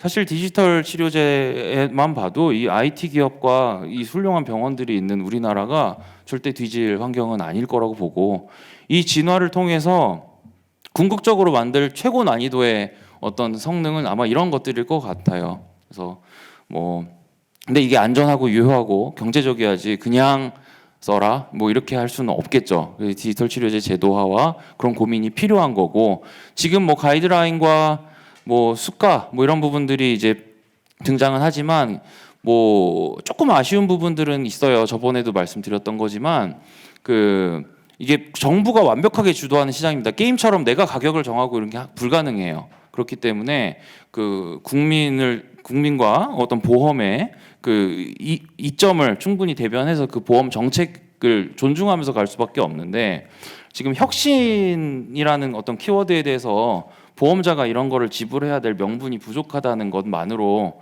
너무 이제 개인들에게 혹은 시장에 그 부담을 많이 지우고 있고, 그거조차도 이제 독일이랑 비교하면은 사실 그 정책의 효과가 좀 단기간에 나타날 수 없는 형태로 좀 설계가 되어 있습니다. 독일은 한 1년 동안에 빨리 검증해서 빨리 데이터 쌓아서 빨리 시장에 나갈 수 있는 환경이라면, 우리는 그냥 알아서 쓰라고 내깔려 놓고 조금 그냥 시간을 그냥 허비해 버리는. 근데 이게 얼마나 이 진입 시점이 크리티컬한지 인터넷 기업들은 아실 거라고 봐요. 네, 이런 상황이라서 이런 부분들이 좀 해결이 돼야 되고요. 지금 마지막 제언을 드리면, 이 진화하는 치료제를 관리하기 위한 규제가 필요할 것 같다. 탄력적으로 좀 보상 체계를 그냥 수가 얼마 빵 찍어버리는 게 아니라, 잘하면 혹은 MAU나 DAU나 어떤 리텐션이나 그 뒤에 있는 우리가 측정 가능한 지표들을 바탕으로 비율을 조정해내는 그런 기전들도 수가에서 반영이 돼야 될 거라고 보고, 초기에 만약에 보험에서 혁신을 도와줄 수가 없다라고 하면 문화체육관광부나 다른 부처에서 이런 혁신의 어떤 그 산업을 육성하기 위한 별도 재원으로서 뭐 디지털 헬스케어 바우처랄지 이런 형태로 임시 수가 형태의 어떤 재원 투입 같은 것들도 초기에 일시적으로는 조금 고려해 주시면 아마 이런 시장이 빠르게 성장하면서 자리 잡는 데 도움이 되지 않을까 생각을 하면서 좀 긴 발표를 마치겠습니다. 네, 경청해 주셔서 감사합니다. 네, 감사합니다, 대표님. 세 분 발표 감사드립니다. 그래서 오늘 그 좋은 자리 또 시간을 좀 아끼기 위해서 바로 이어서 저희가 토론 진행하도록 하겠습니다. 패널 분들은 앞으로 자리해 주시면 되겠습니다. 다 오셨나요? 예. 여러분 반갑습니다. 오늘 그 DTX 디지털 치료에 관한 관심을 가지고 여러분들 국회까지 또 지방에서 오신 분들 모두 감사드립니다. 먼저 주최해 주신 우리 한국 인터넷 기업 협회 박성호 회장님 감사드리고요. 우리 같이 해 주신 백종원 의원님, 이병훈 의원님, 최영희 의원님께 감사드립니다. 안녕하십니까? 저는 오늘 DTX의 정책 제도화 촉진을 위한 토론회 사회를 맡은 동의대학교의 김치용 교수입니다. 여러분 반갑습니다. 오늘 토론회에서는 디지털 치료제의 정책 또 제도화 촉진을 위한 다양한 이야기들을 같이 한번 나누고자 그래 합니다. 그래서 토론에 앞서 바쁘신 와중에 참석해 주시고 자리를 빛내주신 우리 패널들을 다시 한번 더 소개해 드리겠습니다. 앞에 세 분 너무 발표를 잘 해주셨는데요. 우리 경원대학교 박명철 교수님 오셨습니다. 예. 중앙대학교의 한덕현 교수님 자리해 주셨습니다. 자, 웰트의 강성지 대표님도 같이 해주셔서 감사합니다. 자, 다음으로 우리 패널들인데요. 문화체육관광부의 이영민 과장님 자리해 주셨습니다. 국회 입법조사처의 정준하 입법조사관님 자리해 주셨습니다. 한국조지메이슨대학교 차윤선 실장님 자리해 주셨습니다. 식품의약품안전처의 최규환 과장님 같이 해주셨습니다. 이동규 교수님. 네. 죄송합니다. 예. 동아대학교에 우리 동아대학교 이동규 교수님 같이 해주셨습니다. 감사합니다. 예, 여러분 아시다시피 디지털 치료제는 제3세대 치료제를 넘어서 이제 전 의료 체계의 대안으로 부상하고 있는 혁신적인 전략 산업이다 이래 말씀드릴 수 있습니다. 다가올 미래의 신약으로 불릴 만큼 그 가능성이 무궁무진하고 가파른 성장 또한 예상되는 분야이기도 합니다. 그렇기 때문에 이번 토론회에서는 국내의 생태계 구축에 대한 논의와 함께 우리나라가 디지털 치료제 시장에서 글로벌 선도 국가로 이어나갈 수 있는 다양한 논의를 진행해 보고자 합니다. 자, 세 분은 먼저 발표를 들었으니까요. 우리 발표 안 하신 우리 패널들 분, 이영민 과장님, 그다음에 정준하 입법조사관님, 차윤선 실장님, 최규환 과장님, 그다음에 우리 이동규 교수님 이런 순서대로 간단하게 먼저 오늘 발표에 대한 채널에 대한 그런 내용들을 같이 하도록 하겠습니다. 자, 이영민 과장님 먼저 좀 말씀해 주시겠습니까? 문체부 게임과장 이영민입니다. 먼저 발제자분들께서 말씀해 주셨듯이 게임이 문화예술 범주를 넘어서 최근에 의료 목적의 치료제로도 주목을 받고 있습니다. 죄송합니다.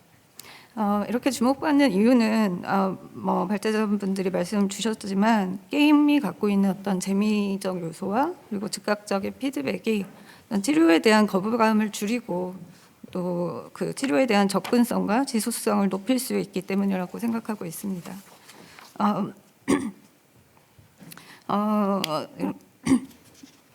실제로 이제 저희가 진행한 디지털 치료제 관련 기초 연구에서도 디지털 치료제의 성공을 결정하는 요인이 어떤 엔지니어링이 아닌 콘텐츠라는 의견이 있었습니다. 그래서 디지털 치료제 시장이 게임 분야에서도 새로운 기회이자 가능성 있는 분야가 될 것이라고 전망하고 있습니다. 문체부에서는 디지털 치료제로서의 게임의 가능성을 인지하고 21년에 이에 대한 기초 연구를 진행한 바 있습니다. 동 연구에서는 관련 현황 및 지원 방향을 확인한 바 있고 지난해부터는 정신질환 치료를 위한 게임 기반의 디지털 치료제 기술 연구 개발 사업을 추진하고 있습니다. 22년부터 25년까지 진행할 예정이고요. 식약처 임상 승인을 최종적인 목표로 하고 있습니다. 이 외에도 치매 예방, 학습 성취도 향상 등 건강, 교육, 안전 환경 분야에서 게임이 활용될 수 있도록 기능성 게임 제작 지원도 지속하고 있습니다. 금년에도 7개에서 9개 과제에 28억 원을 지원할 예정입니다. 기능성 게임이 디지털 치료제 수준은 아니지만 그 첫 단계로서 의미가 있다고 생각하고 게임의 어떤 순기능을 활용할 수 있는 분야라고 판단하고 지속적으로 지원할 예정입니다. 문체부 물 한 잔 드실래요? 네. 예. 저도 목이 간지러운 것 같아요. 문체부 차원에서 디지털 치료제 사업은 사실상 초기 단계입니다. 그리고 실제로 산업계에서도 게임 기반 디지털 치료제를 승인받은 사례는 아직 국내에는 없습니다. 발제자분들이 지적하셨듯이 지식재산권, 건강보험, 의료법 등 관련 법제 정비가 필요하다고 생각하고 또 수익성 문제 등을 어떻게 해결해 나갈 것인지를 고민할 수 있는 어떤 정부와 학계와 산업계가 함께하는 네트워크 구축이 필요하다고 생각합니다. 저희 부처에서도 식약처, 과기부, 복지부 등 관계 부처와 정보를 공유하고 또 협업하면서 디지털 치료제 관련한 어떤 성공 사례가 나올 수 있도록 지속적으로 지원하도록 하겠습니다. 감사합니다. 예, 이영민 과장님께서 타 부처와 협의해서 우리 디지털 치료제가 성공적으로 우리나라에 정착할 수 있도록 많은 도움을 주신다 이런 말씀을 해주셨습니다. 다음으로 우리 다 듣고요. 패널들 듣고 이제 그 플로어에서 질문하도록 하겠는데요. 우리 옆에 계시는 우리 최규환 과장님 말씀을 좀 듣도록 하겠습니다. 제가 먼저 말씀드려야 되는 네. 식약처 최규환입니다. 만나뵙게 되어 감사드립니다. 사실 오늘 이제 얘기를 듣다가 다시 한번 느꼈는데 이제 디지털 융합의 시대, 디지털 기술이 우리 삶을 어떻게 바꿔놓을 것인가에 대한 고민이 사실 이 자리를 통해서 있었던 것 같습니다. 그것이 사실은 아시다시피 식약처는 의약품이나 식품, 의료기기 이런 것들을 관리하는 곳이고 전통적으로 바이오 기업이나 제약 기업, 의료기기 기업들이 이렇게 참여하고 같이 이제 그 건강에 필요한 물품을 만드는 곳이었는데요. 이제 디지털 기술이 이제 그 세상을 변화시키고 그것이 이제 우리 삶을 변화시키고 그리고 그것이 접목된 제품들이 이제 세상에 나오게 되는 과정이 되다 보니까 그 혁신을 그 기술을 어떻게 수용하는가가 저희들의 어떤 식약처의 숙제가 되어 있습니다. 그래서 지난달에도 그렇고 계속적으로 저희들이 고민을 많이 하고 있고 어떻게 하면은 이 혁신을 수용하면서 앞서 이제 발제하신 분께서 이제 규제 완화라는 단어를 좀 써주셨는데 저희들은 사실 규제 완화라는 단어보다는 이 디지털 기술이 만들어낼 건강에 대한 여러 가지 제품들 이런 것들이 실제적으로 그 길을 열어줄 것인가, 규제를 통해서 새로운 제품이 개발되고 그것이 국민의 건강에 쓰이고 삶을 더 행복하게 하는 길을 열어줄 것인가 고민하고 있습니다. 이제 그 과정에서 디지털 기술이라고 하는 것이 전통적으로 식약처에서 많이 활용되지 않았지만 이제 융합의 시대에 더 많은 활용이 되고 그것이 전국의 그 국민 건강을 위해서 활용이 되는 것과 더불어서 어떤 그 우리나라가 갖고 있는 디지털 기술의 강점, 반도체 기술의 강점, 의료의 강점 이 모든 것들이 합쳐져서 어떤 국민 경제적으로 그 어떤 부흥하고 새로운 어떤 성장할 수 있는 목표 그 어떤 길을 열 수 있도록 저희들이 노력해야 되겠다는 것을 다시 한번 생각하게 됐습니다. 감사합니다. 네. 예.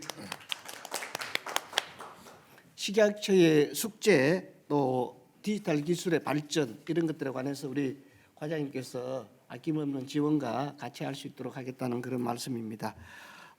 다음으로 우리 입법조사관님, 우리 정준환 입법조사관님의 말씀을 듣도록 하겠습니다. 네, 안녕하십니까. 국회 입법조사처에 일하고 있는 정준하입니다. 네, 저는 그 ICT 정책을 담당을 하고 있어서 일단은 이 디지털 치료 영역, 바이오 보건 영역은 이제 직접적인 제 분야는 아니지만 사실 이게 디지털 기술 소프트웨어와 결합된 그런 그 사안이기 때문에 제가 오늘 이 자리에 토론으로 참석을 하게 된 것 같습니다. 오늘 발제하신 분들의 얘기를 들으면서 이게 디지털 치료제에 대한 그런 뭔가 새로운 내용들도 많이 좀 알게 되었고 이게 왜 어떻게 그 이렇게 확산되지 못하고 있는지에 대해서 굉장히 많은 고민을 하게 됐는데 가장 그 첫 관문이 이제 뭐 식약처도 나와 계시고 그 문체부도 나와 계시지만 이제 기존에 있었던 그런 여러 가지 진입 규제들이었던 것 같아요. 그러니까 지금까지의 그런 컨텐츠라든가 아니면은 이게 치료와 관련된 뭐 치료제, 수가 이런 것들이 다 지금까지의 방식들, 지금까지의 서비스들, 지금까지의 약품들을 기준으로 해서 이제 그런 기준들이 만들어졌는데 사실 이 디지털 치료제라는 것이 이제 지금까지의 기능들을 보완하는 그런 형태가 아니라 뭔가 이렇게 디지털 방식이라는 새로운 접근으로 만들어진 것이기 때문에 기존의 그런 규정들이 과연 적절한지 만약 기존의 규정들이 적절하다라면은 규제 완화란 표현이 사실 맞는 표현입니다. 하지만 기존의 규정들이 커버하지 못했던 새로운 분야에서 뭐가 튀어나온 거기 때문에 그렇다면 이제 규제 완화라는 접근 방식보다는 거기에 맞는 변화된 상황에 맞는 적절한 규제를 찾아내는 것이 오히려 지금 필요한 일이 아닌가라는 생각을 하게 됐고요. 사실 그래서 저희 국회 입법조사처에서도 이러한 융합의 상황에서 맞는 새로운 입법적 대안들에 대해서 내부적으로도 굉장히 많은 조사관님들끼리 뭐 토론도 하고 있습니다. 그래서 사실 이게 또 어렵더라고요. 왜냐하면 각 지금까지 해당 법률과 규제에 익숙해져 계셨던 분들은 그 관점에서 이런 변화들을 해석을 하려고 하거든요. 그러니까 기존의 몇 조 몇 항의 규정을 이렇게 바꾸면 그것을 대충 이제 포섭할 수 있다 이런 방식을 쓰고 있는데 사실 또 그런 뭔가 새로운 걸 들고 나온 혁신의 관점에서 봤을 때는 그게 또 가장 적합하지 않을 수가 있습니다. 그래서 이것도 어떻게 조율해 나가는 것인지 그래서 그런 조율의 한계점에 다다르면 이제 새로운 법률들이 나오게 되는 것이죠. 이제 뭐 지금 디지털 헬스케어법 같은 그런 새로운 법률들이 이제 그런 개정의 한계점에서 나오게 되는데, 그러한 전환점들을 어떻게 찾고 뭔가 제도적인 개선 방안들을 어떻게 모색해 나갈지는 사실은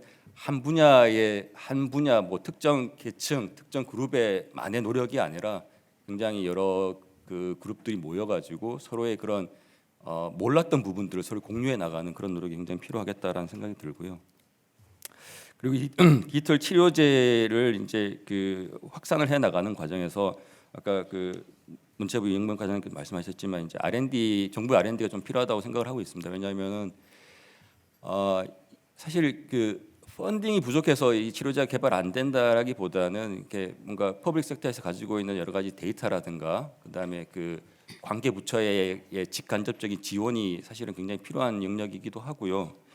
그리고 이제 정부 R&D를 하면서 단순히 그런 그 뭐 3년 5년 동안의 R&D 자금만 주는 것이 아니라 뭔가 그 앞으로 제도 개선, 부처 내부에서의 그런 제도 개선까지 패키지로 가는 게 굉장히 중요하다고 생각이 들어요. 그러니까 요 R&D를 하면 개발 그 연구진들은 요 R&D를 개발 지원을 하고 부처에서는 이제 그 관련된 사항에 대한 그런 제도 개선점을 찾아가지고 3년 5년 동안 같이 준비를 해나가면 R&D가 끝날 시점에 어느 정도 제도 개선된 제도가 나오게 될 것이고 거기에 맞는 뭔가 시범 사업 플랜 같은 것들이 나오게 돼서 사실 이제 이것들을 수요할 수 있는 국민들 입장에서 봤을 때는 굉장히 그런 편리하게 그런 변화된 신서비스를 접근할 수 있게 되고 이런 방식들이 아까 처음에 말씀하셨던 그 비즈니스 모델의 그런 그 제한점을 뭔가 좀 협력적으로 풀어나갈 수 있는 수단이 되지 않겠냐라는 생각이 들었습니다.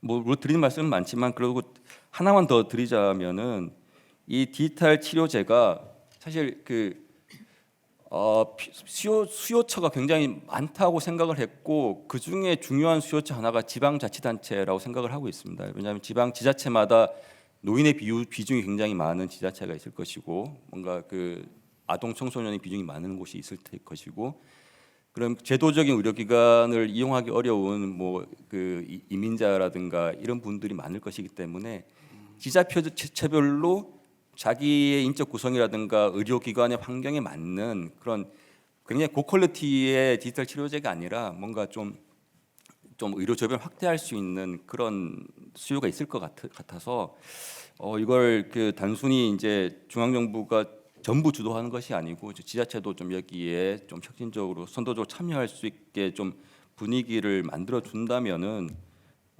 이런 논의들이 그 개발단에서 하이테크에서 뭔가 주도되는 그런 논의가 아니라 정말 국민의 실생활에서 바로 효용을 느낄 수 있는 그런 새로운 도전, 새로운 그런 변화로 모든 사람들이 좀 그 편하게 그리고 좀 더 많은 편익을 얻어가는 그런 변화가 되지 않을까라는 생각이 들었습니다. 네, 제 의견은 여기서 마치도록 하겠습니다. 감사합니다. 네, 감사합니다.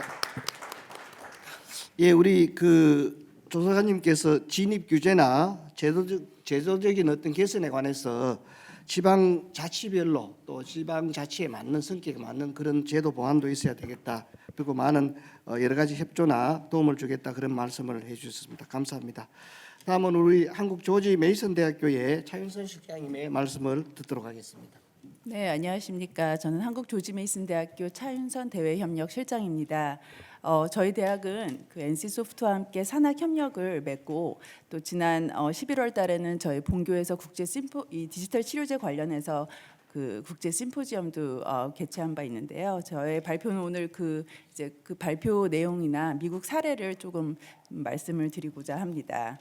우선 저희 조지 메이슨 대학교는 버지니아주 최대 규모의 주립대학으로서 현재 기능성 게임 연구소를 운영하고 있습니다. 그래서 저희 대학의 그 기능성 게임 연구소는 미국에서도 사실 가장 오래된 역사를 지닌 이 기능성 게임 연구 기관 중에 하나로 저희는 지금 오락 이외의 목적의 그런 뭐 기능성 게임 기술을 접목한 다양한 어플리케이션이나 트레이닝 프로그램을 현재 미국 육군, 국무부, 병원 등의 다양한 파트너들과 함께 연구 개발 진행 중에 있습니다.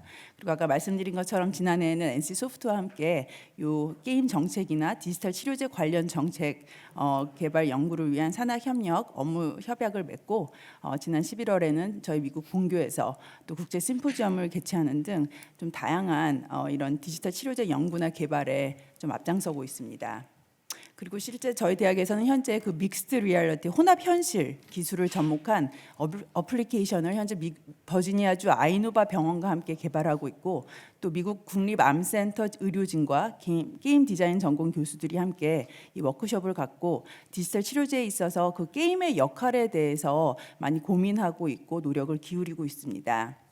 아까 발표 자료에서도 나왔다시피 현재 북미 지역에서는 2020년 기준으로 해서 전 세계에서 디지털 치료제 이용자 수가 사실 가장 많은 한 810만 명으로 집계되고 있습니다. 그리고 또한 이 코로나를 거치면서 그 북미 지역 이용자는 2022년 약 2,590만 명에 이를 것으로 전망되고 있습니다.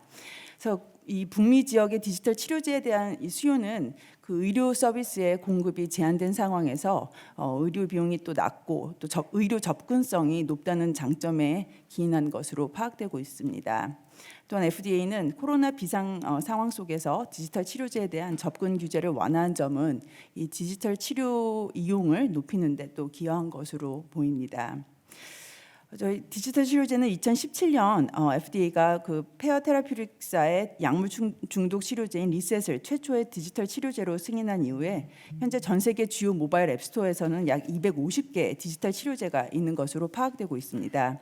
하지만 이 중 상용화된 제품은 약 150개 헬스케어 제품이고, 그리고 실제 여기서 FDA에서 승인한 치료제는 2021년 11월 기준으로 그 절반인 한 63개 남짓합니다. 이 같은 수치는 지난 7년 동안 미국 디지털 치료제 회사에 대한 투자가 연평균 한 40% 정도 증가했음에도 불구하고 디지털 치료제 분야는 산업적 성숙도의 측면에서 보자면 아직도 초기 단계에 있음을 보여주는데요.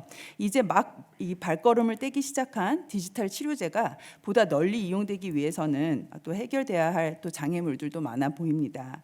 먼저 의료진에게 이 디지털 치료제는 아직도 좀 생소한 면도 있고 디지털 치료제에 대한 교육도 사실 부족한 형편입니다. 그리고 또한 디지털 치료제 이용에 관련한 또 보험의 보장 범위라든지 또 디지털 치료제에 대한 명확하지 않은 승인 기준 등도 난관으로 보이고 있습니다. 특히 이 환자들의 디지털 치료제에 대한 이용 측면에서 보자면 디지털 치료제 이용의 지속성도 고민해야 할 부분이라고 지난 저희 국제 심포지엄에서 지적된 바가 있습니다. 그 디지털 치료제는 결국 환자가 그 셀프 매니지하는 부분이 큽니다. 그래서 환자들이 디지털 치료제를 처방받는 기간만큼 또 지속적으로 사용하지 않는 사례가 임상 시험 중에 보인다는 의견도 제시된 바 있습니다. 이 같은 관점에서 보자면 환자들이 보다 디지털 치료제에 몰입할 수 있도록 이 게임의 요소와 기술이 접목된 디지털 치료제의 개발이 시급한 것으로 보입니다. 아까 발표에서도 말씀하신 것처럼 지난 미국에서는 2020년 그 엔디버 RX 게임, 그 아동의 주의력 결핍 과잉 행동 장애 치료제인 엔디버 RX 게임을 최초로 승인한 바 있습니다. 또 이 게임 제작사는 이번 달 5일 13세에서 17세 청소년을 대상으로 이 ADHD 치료 임상 실험을 한 결과 이용자가 비이용자에 비해서 주의력이 3배 정도 높은 것으로 나타났다는 임상 실험 결과를 발표한 바 있습니다. 이 같은 긍정적인 임상 실험 결과는 디지털 치료제로서의 그 게임의 가능성을 높여주고 있으며 또 게임에 활용되고 있는 클라우드 게임, 모바일, XR 기반의 기술은 디지털 치료제와 기술적으로 정합을 이룬다는 점에서 디지털 치료제에 대한 개발에 게임 연구자와 개발자들이 해당 분야의 발전에 크게 이바지할 것으로 생각됩니다. 한국을 포함해서 극동 지역의 디지털 치료제 사용자는 한 2024년 북미 지역을 넘어설 것으로 전망되고 있으며 2025년에는 그 이용자가 1억 7,100만 명에 달하는 등 전 세계에서 가장 많을 것으로 전망됩니다. 저희 조지 메이슨 대학교는 국내 산업체와 적극적인 산학 협력을 통해서 한국의 디지털 치료제 분야에서 선두주자가 되는 데 앞장서겠습니다. 감사합니다. 네, 실장님 감사합니다. 미국의 어떤 디지털 치료제의 현황 그리고 게임과 접목된 여러 가지 DTX에 관한 내용들을 조목조목 잘 말씀해 주셨을 거예요. 또 게임의 어떤 재미나 이런 걸 가지고 디지털의 지속성, 치료성의 지속성에 관한 얘기를 잘 들려주셔서 고맙습니다. 다음은 우리 제 오른쪽부터요. 아까 발표도 하고 또 물론 저 옆에 이 교수님 계시긴 한데요. 또 부족했던 부분이나 첨언하고 싶은 분들을 한 그런 얘기들을 한 3분, 5분 정도 우리 박 교수님부터 한번 조금 듣도록 하겠습니다. 네, 뭐 좀 전에 짧은 시간 동안 다 말씀드리지 못했는데 제가 플로어에 앉아 있는 동안에 뭐 보험사에 대한 이야기를 또 물어보시는 분들이 많아서 단순하게 이제 예측 가능한 손실을 전환하기 위한 요소로서의 디지털 치료제 시장에서의 보험사의 역할이라기보다는 그 동안에 이제 보험사가 특히 이제 실손보험과 관련해서는 다소 그 손실 부분에 대해서 조금 무한하지 않았나, 그러니까 안일한 태도로 대응하지 않았나. 보험이란 자체가 당연히 우연히 발생하는 사항에 대해서 대응하는 요소이다.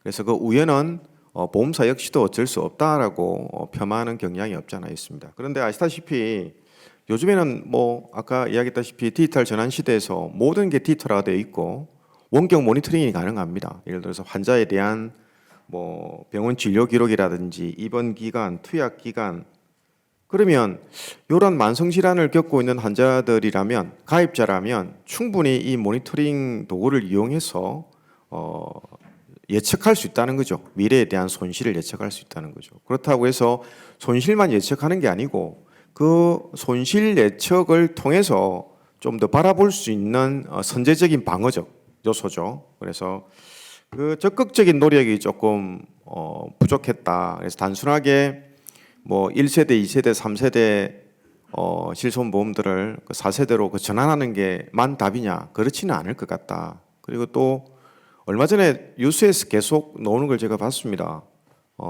아주 급격하게 또 보험금을 인상하는 사례들이 각 보험사마다 나오고 있고요. 아시겠지만 또 절반 이상이 넘는 보험사들이 실손보험 판매를 거부하고 있습니다. 이제 하지 않습니다. 생명사는 당연히 안 하고 있고요. 그래서 그러한 약간의 소극적인 태도보다는 좀 적극적인 노력을 기해야 되지 않나. 그래서 그 중에 물론 여러 가지가 있겠지만 오늘 논의적인 요소가 이제 디지털 치료제니까 이런 디지털 치료제에 대한 생태계에 진입할 수 있는 펀드 매니저가 돼야 되지 않는가라는 것. 그리고 방금 이야기했던 그 게임사, 단순하게 이제 게임이라고 하니까 모양이 게임이니까 게임사가 당연히 이 생태계 안에 들어와야 된다, 유입되어야 된다고 생각하시는데 절대 그렇지는 않습니다. 디지털 치료제를 마치 보조 도구처럼, 보조 기기처럼 생각하는 경향이 있는데 그 경향적인 요소를 잃어버리는 게 사실 오늘 요 토론의 가장 큰 목적인 것 같습니다. 디지털 치료도 엄연히 임상적인 근거를 통해서 인정받는 치료제입니다. 그래서 뭐 규제 완화를 해야 된다라는 말보다는 이 치료제에 적합한 규제 절차가 있어야 된다. 좀 신설에 가깝겠죠. 있어야 된다는 거지. 어떻게 치료제를 뭐 그냥 디지털 치료제니까 조금 완화해서 쉽게 인허가를 받을 수 있게끔 보험 수가를 적용할 수 있게끔 하자. 이게 아니지 않습니까? 이게 국민의 건강과 관련된 요소인데 부분인데 그래서 특성에 맞는 절차가 필요하다는 거였고요. 게임이 가지고 있는 기본적인 특성이라는 게 학문적으로 다 정립이 되어 있습니다. 뭐 신경 회로를 바꿀 수 있는 신경 가소성이 기본적인 이제 클로즈 루프라는 구조적인 연구 활동으로 이루어지는데 반복적인 요소라든지 자극적인 요소를 일정 부분 동안 조율을 하게 되면 인간의 신경 회로는 자가적으로 변경할 수 있다. 그게 우리가 말하는 습관을 바꾸는 거거든요. 행동 패턴을 바꾸는 거거든요.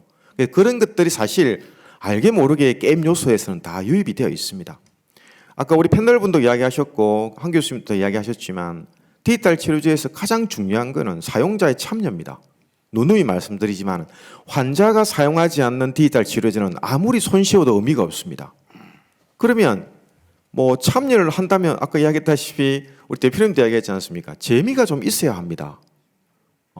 그리고 그 기능적인 요소가 내포돼 있어야 되고, 그런데 새롭게 치료제 내에서 그 기능적인 요소를 담기에는 너무 어렵다는 거죠. 마지막 슬라이드에 제가 밑에 문구가 하나 딱 있었던데 Time is money라고 돼 있더라고요. 디지털 치료제 내에서는 더더군다나 시간이 돈입니다. 개발 기간이 짧은 게 아니고요. 실제 이 패러다임이 한 박자만 지나가 버리면 우리는 시장 선정권을 이미 빼앗겨 버릴 수가 있습니다. 그런 요소로 봤을 때 좀 더 빠른, 그러니까 순차적으로 R&D를 위해서 3, 4년에 대한 장기간적인 연구 기간을 주고 그 기간 동안 규제와 관련된 정책적인 요소들을 병행해서 수행하면 되지 않냐. 좀 늦을 것 같아요. 지금도 늦었다고 생각해서 저희들이 이 토론을 개최하고 있는데 또다시 그러한 시기를 계속 또 재차범한다는 거는 이제 안 되는데 위험한데 라는 생각이 자꾸 제 머리를 꾹 누르고 앉아 있습니다.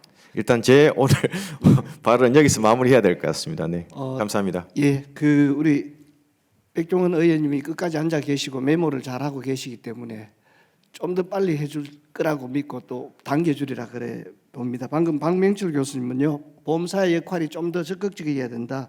그리고 또 게임의 재미 요소나 이런 것들을 좀 더 우리 제도에 맞도록 임상 근거를 마련했으면 좋겠다 이런 얘기입니다.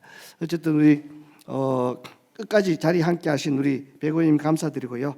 우리 한덕현 교수님 너무너무 좋은 강의 해주셨는데 또 아까 좀 부족했거나 조금 첨언하고 싶은 얘기 있으면 잠깐 코멘트 부탁드립니다.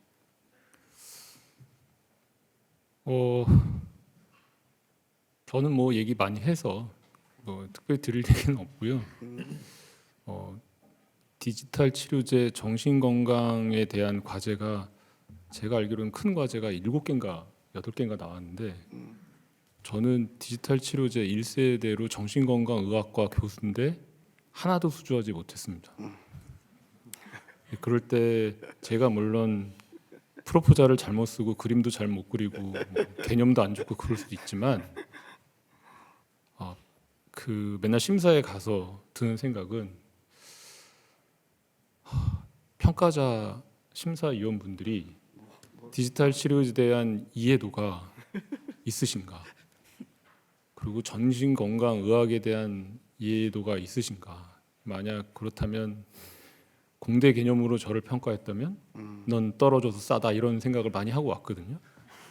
그래서 R&D가 저는 지금 비즈니스 모델이 대한민국에서 아직 확고히 되지 않았을 때 이 디지털 치료제에 대한 R&D가 굉장히 중요한 역할을 합니다. 저희 대한민국의 디지털 치료제의 방향성과 대중성을 선도하는 데 R&D가 굉장히 중요한 역할을 하는데 그때 과제에 대한 계획과 그런 것들을 조금 부처에서 하실 때 신경을 써주셔서 저도 한번 붙여주시면 열심히 해보도록 하겠습니다. 네. 저기 이영민 과장님, 이걸 최규환 과장님 부처에서 나오셨는데요. 다음 과제할 때 평가위원을 여기 좀 아시는 분들 좀 해주시고, 물론 그러면 안 되겠지만 꼭 한번 다음 과제에 우리 한 교수님이 꼭 붙어갖고요. 우리나라 디지털 치료제가 임상에서나 다른 산업화에 더 빨리 접근할 수 있도록 우리 박수 한번 주시죠. 다음에 예, 우리 아까 마지막으로 발표하신 우리 웰트의 강성지 대표님 혹시 타임 이즈 머니 그 다음에 또 덧붙일 얘기가 있는지 말씀. 네. 아니 저희도 과제를 저희가 주관으로 딴 과제는 하나도 못 따서 교수님 너무 상심 안 하셔도 될 것 같습니다. 이게 과제를 한다고 뭐 좋은 회사나 좋은 교수라고 하는 건 아니니까 뭐 그렇고요. 한 3가지 정도만 짧게 정리를 하려고 저는 좀 이렇게 메모를 했는데, 첫 번째는 저희가 아까 불면증 디지털 치료제 개발한다고 말씀을 드려서 이게 그냥 보시기에는 너무 가볍게 보일 것 같다는 느낌이 들긴 해요. 그죠? 이게 불면증 앱 명상 물소리 뭐 이런 거 있는 거 아니야? 굳이 그게 디지털 치료제야? 뭐 이렇게 생각하실 수 있을 것 같아서 조금 더 하면, 저희가 이제 불면증 디지털 치료제 허가를 받고 나면 저희가 일반적인 1차성 만성 불면증을 타겟으로 한다고 해놓았는데, 이제 유방암 환자나 암 환자들 같은 경우까지도 이제 그 불면증으로 고통받는 케이스들이 있습니다. 거기에 특이적으로 이제 적응증을 확장한다든지 하는 추가적인 임상들을 통해서 좀 더 심각한 질환의 불면증. 네. 아까도 그 보시면은 그냥 식단 관리를 일반적인 다이어트가 아니라 암 환자의 식단 관리 이렇게 하듯이 그 각각 개개의 어떤 환자분들한테 다가갈 수 있는 정확한 그 루트를 이제 더 그 타고 들어갈 거라고 이제 이해하시면 될 것 같고, 그리고 불면증 같은 게 뭐 아무나 할 수 있다고 생각하지만 이게 기본적으로 불면증은 잠을 안 자게 하는 겁니다. 앉아야 될 시간에 앉아야 잘 시간에 제대로 자는 거예요. 그래서 어설프게 낮잠 자거나 이런 거를 못하게 하는 게 기본적인 불면증 치료의 핵심이거든요. 근데 그거를 예를 들어 간질, 요즘 이제 용어가 정정돼서 뇌전증이죠. 뇌전증 환자 같은 경우에는 잠을 안 자면 어떻게 되죠? 발작을 유발합니다. 간질 발작을 하세요. 그래서 그런 환자들은 저희가 이런 치료를 할 때도 실제로 정신과에서도 금기증에 가깝고 조금 더 조심스럽게 접근을 하거든요. 그래서 그냥 불면증을 아무나 쓴다 그렇게 생각하시는 건 그냥 일반인의 시각일 것 같고요. 실제로는 이런 의사의 처방과 규제에 의해서 통제가 돼야 되는 그런 기전들을 저희가 갖고 있다. 이렇게 설명을 드리면 아마 좀 첨언이 될 것 같고, 두 번째는 게임 회사 같은 데서 볼 때 이 시장이 뭐 환자 몇 명 한다고 이게 얼마나 크겠어, 뭐 이런 생각을 하실 수가 있을 것 같아요. 가격 설정 같은 것들이 현재도 저희가 뭐 이렇게 만족스러운 가격을 받지는 않습니다. 우리나라 수가가 이렇게 높진 않아요. 그렇지만 뭐 이게 아까 보여드린 막 그 뭐 심근경색을 예고한다든지 하는 그런 신약과도 같은 기능들이 있잖아요. 그런 기능들이 이제 부가가치가 있을 거라고 보시면 맞을 것 같아요. 진화를 해서 남들은 못 하는데, 혹은 의사도 못 했는데, 기존의 약도 못 하는데 나만 할 수 있는 그런 알고리즘 같은 것들, 이게 신약인데 그렇게 가격은 설정이 되는 겁니다. 이 기능이 있는 환자와 이 기능이 쓰지 못하는 없는 환자, 그 둘의 차이는 뭘까? 그 비용적인 차이는 뭘까? 심근경색을 예를 들면 이 사람은 살겠죠. 없는 분은 돌아가실 겁니다. 그 둘의 차이는 뭘까요? 신약을 약가를 어떻게 매길까요? 그거는 극단적으로는 그 목숨값이래요. 그래서 GDP를 받습니다. GDP 우리 36,000불이니까 3,600만 원까지 받을 명분은 있는 겁니다. 그걸 넘을 수는 없다는 뜻이에요. 그걸 준다는 뜻이 아니라 그거보다 저렴하게 이제 책정이 된다면 그 기능으로 인해서 이 사람이 1년을 더 산다 증명하시면 3,600만 원 받으실 수 있는 겁니다. 그러니까 쉽게 이해하시면, 그래서 시장을 인원이 적다고 작게 보실 필요는 없다. 이 게임도 아실 거예요. 몇 명의 유저가 그 과금이나 현질을 많이 하면서 매출의 대부분을 떠받치고 있다는 걸. 근데 그걸 찾아가는 과정일 것 같고요. 세 번째는 그냥 홍보인데, 저희가 이제 DTA라고 아까 그 국제 디지털 치료 협회가 있는데 거기에 저희가 이사사로 들어가 있기도 하고 한데, 이 디지털 치료제에 대해서 좀 관심이 있으신 분들은 아까 차윤선 실장님이 또 DC 그 버지니아에 계셔서 드리는 말씀인데, DTA 서밋이 6월에 워싱턴 DC에서 열립니다. 6월 7일부터 9일까지고요. 국회에서도 혹시 관심을 가지면 출장 일정 같은 것들을 만약에라도 반영해 주십사 뭐 고지를 드리는 건데, DTA라는 협회가 만들어지고 나서 처음 열리는 서밋이거든요. 그 DTA의 협회 주관으로. 그래서 워싱턴 DC에서 하는 이유는 이제 FDA나 그쪽 그 정부 관계자분들도 이제 많이 참석하시라는 배려일 겁니다. 그래서 이전에 그 인기업에서도 그 DC에서 그 한덕현 교수님 모시고 했던 걸로 알고 있는데, 뭐 6월에도 한번 저희가 갈 수 있는 계기는 있을 테니까 그때 한번 여기 계신 분들 많이 다시 볼 수 있으면 좋겠습니다. 예. 감사합니다. 예, 뭐 세 가지 조목조목 잘 말씀해 주셨고요. 6월달에 워싱턴으로 우리 백종원 의원 모시고 우리 관계자들이 가서 우리나라의 우리 DTA에서 한번 크게 알리는 기회가 됐으면 좋겠습니다. 자, 오늘 패널 마지막이고 끝나고 여러분들 플로어에 질문을 받을 건데요. 오랫동안 기다렸습니다. 우리 재난 분야의 최고 전문가이자 우리 DTX 보험 전문가이신 동아대학교 이동규 교수님의 패널 말씀을 듣도록 하겠습니다. 네, 감사합니다. 사실 제가 뭐 최고 전문가는 아니고요. 지금 사실은 어렵게 힘겹게 따라가고 있습니다.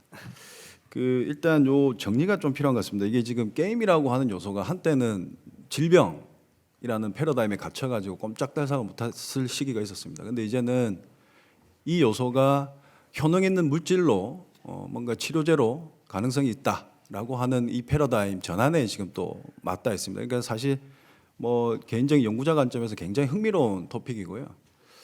다만 이제 우리나라가 왜 이 디지털 DTX에 집중해야 되는지 아주 명확한 이유가 하나 있습니다. 뭐냐면 소셜 디스턴싱이라고 하는 이 사회적 거리 또는 격차 이런 부분들이 다른 나라에 비해서 너무나 빨리빨리 압축적으로 성장한 사회적 부작용이 많은 나라입니다. 대표적으로 OECD의 자살 20년 동안 1등을 했거든요. 그러니까 이런 부분들을 뭔가 이런 DTX에 대한 기재나 스킴을 가지고 뭔가 조금 이제 이전 상태, 조금 이제 정상적인 상태로 갈 수 있는 어떤 그 가능성에 주목하고 있는 거고요. 그래서 오늘 사실은 우리 협회에서 주관하고 사실은 여기 계시는 우리 의원님께서 이런 부분을 마련해 주셔서 너무나 감사드리는 부분입니다. 근데 우리가 하나 여기서 어떤 중요한 인식의 차이를 지금 보고 있습니다. 뭐냐면 사실은 하나의 약으로 볼 것이냐.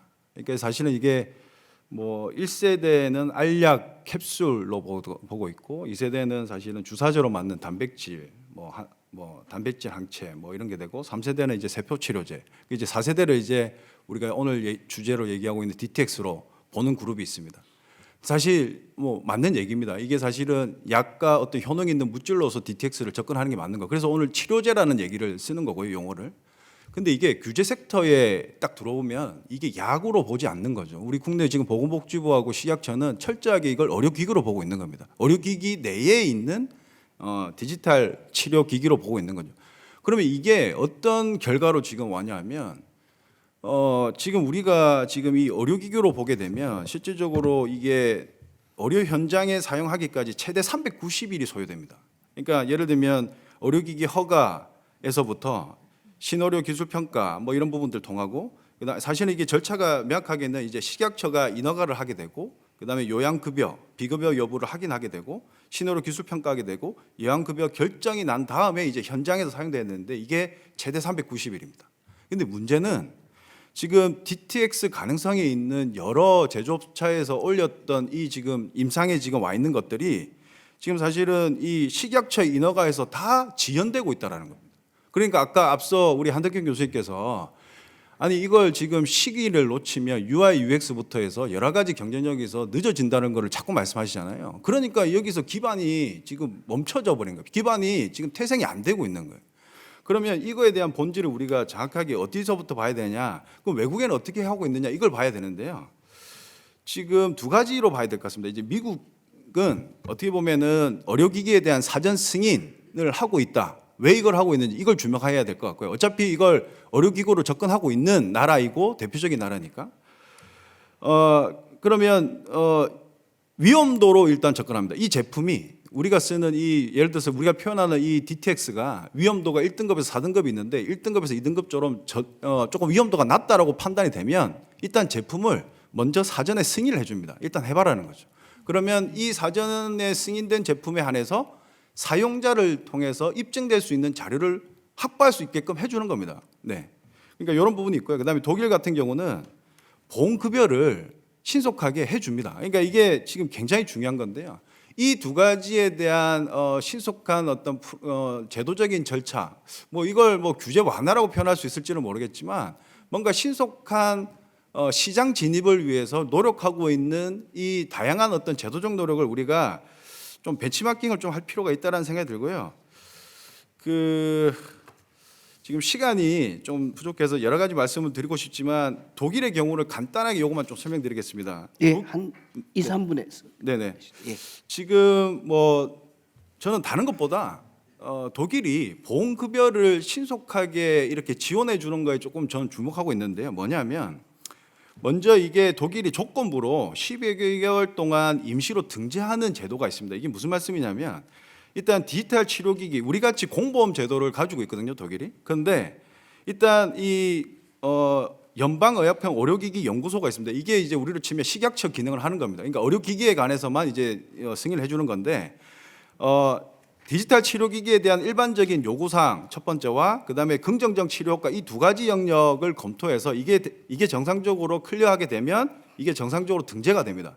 근데 기기 요구사항은 제품 제조사들이 거의 다 맞춰와요. 근데 문제는 뭐냐면 이 긍정적 치료 효과에 대해서 데이터를 확보하는 이 기간이 상당히 시간이 소요된다는 것을 이제 주목한 겁니다.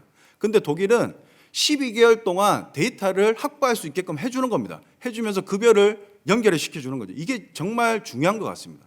그러면 일단 급여를 등재하고 급여를 임시적이지만 일단은 급여를 하면서 실질적으로 우리가 지금 제일 중요하게 얘기하는 그 현물 급여죠. 그러니까 제조사가 먼저 만든 제품을 일단 사용자, 항자가 먼저 쓰고 나서 거기에 대한 부분을 현금으로 이제 보존해주는 이런 원칙들을 선제적으로 하고 있다는 겁니다. 이런 부분들을 우리가 조금 주목해서 조금 적시에 적용하는 것도 검토해 볼 필요가 있고요. 마지막으로 드리고 싶은 말씀은 실제로 이 디지털 치료제 또는 디지털 치료기기, 우리 용어는 일단 디지털 치료기기로 또 규제 영역에서 쓰고 있으니 이 두 가지가 어찌됐든 간에 사용자에 주목해야 된다는 겁니다. 이걸 필요로 하는 사회적인 어떤 디스턴싱에서 사각 지역에 있는 사용자가 있다라는 겁니다. 그러니까 이들을 위해서 어찌됐든 미국과 독일이 주목하고 있는 것처럼 신속하게 사용할 수 있는 이런 제도와 프로그램들을 이제 선제적으로 논의할 단계도 됐지만 좀 적용할 수 있는 뭔가 의지도 필요하지 않나 이런 생각을 가지고 있습니다. 네. 좀 많은 말씀을 드리고 싶었는데요. 하여튼 네. 뭐 앞서 여러 말씀들이 나왔기 때문에 이 정도로 말씀드리겠습니다. 감사합니다. 네. 이동규 교수님 감사합니다. 다음번에는 이동규 교수님 꼭 한번 발표 한번 시키도록 그래 하겠습니다. 예. 자, 제가 마지막 말씀을 드릴 텐데요. 마지막 폐회하기 전에 우리 끝까지 앉아 계시는 우리 백종원 의원님 모시고 마지막 코멘트 한 말씀 좀 듣겠습니다. 마이크 좀 부탁드리겠습니다. 예. 의원님 한 말씀 부탁드립니다.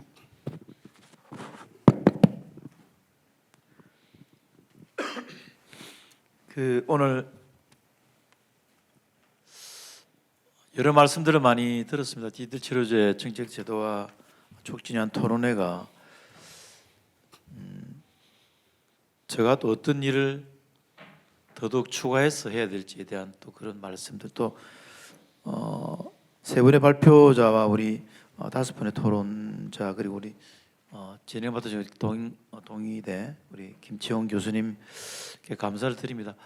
사용자의 그 참여가 제일 중요하다는 말씀이 저도 가슴에 와닿고 그 사용자가 어떻게 사용을 할 수 있게끔 하느냐 또 사용할 수 있게끔 또 제도화 시키느냐 그리고 그 제도화에 대한 또 R&D나 또 규제 규제 부분이 말씀 많이 나왔습니다만 저도 저희 국민의힘의 규제개혁 추진단의 위원으로 좀 활동하고 있습니다. 그래서 복지 분야에 대한 또 보건 분야에 대한 제도 규제가 또 있는 점에 대한 것을 좀 많이 풀어야 된다 생각하고 오늘 주신 기왕 말씀들 제가 메모는 쭉 하였습니다만은 뭐 어느 분 하나 말씀이 중요하지 않은 부분이 하나도 없기 때문에 제가 저희 위원실에서 좀 컨트롤 타워 역할을 더더욱 충실해야 되겠다는 말씀드리고 또 정부 간에 또 민간 간에 또 우리 의료계 간에 그런 중요한 창구 역할을 저희들 앞으로도 충실해야 겠다는 생각이 듭니다. 개발이 또 되면 또 개발이 돼서 시행되는 데 기간 때문에 또 인체의 변화가 그에 따르지 못하는 또 그 기간들을 또 많이 당겨야 되고 또 사용할 수 없는 부분들을 또 양상시켜서는 안 된다 생각하고 이게 모든 게 또 낭비가 돼서는 안 된다 생각합니다. 제가 우리 과거에도 우리 최규환 과장님께 제가 큰 목 역할을 해달라는 말씀도 한번 드린 적이 있습니다만은 좀 그런 역할들을 좀 많이 해주셔서 각자 오늘 주신 말씀들은 뭐 제가 다 몸에 담고 또 귀에 담고 그 국회에서 처리할 수 있는 부분들 최선을 다하겠다는 말씀드립니다. 이 토론회가 앞으로 토론회 중간 저희들 점검해서 또 오늘 발제자와 토론자로 나오신 또 그리고 진행 맡으신 김치현 교수님께도 중간 연락드려서 소모임을 좀 갖는 방향 해서 어차피 지금 이병훈 더불어민주당 의원님께서도 또 같이 공유해 주시겠지만 하여튼 많은 생각들을 가지게 하는 자리였고 오늘 이 토론회가 더더욱 발전되고 빠른 스피드를 가질 수 있는 그런 기회가 되기를 바랍니다. 감사합니다.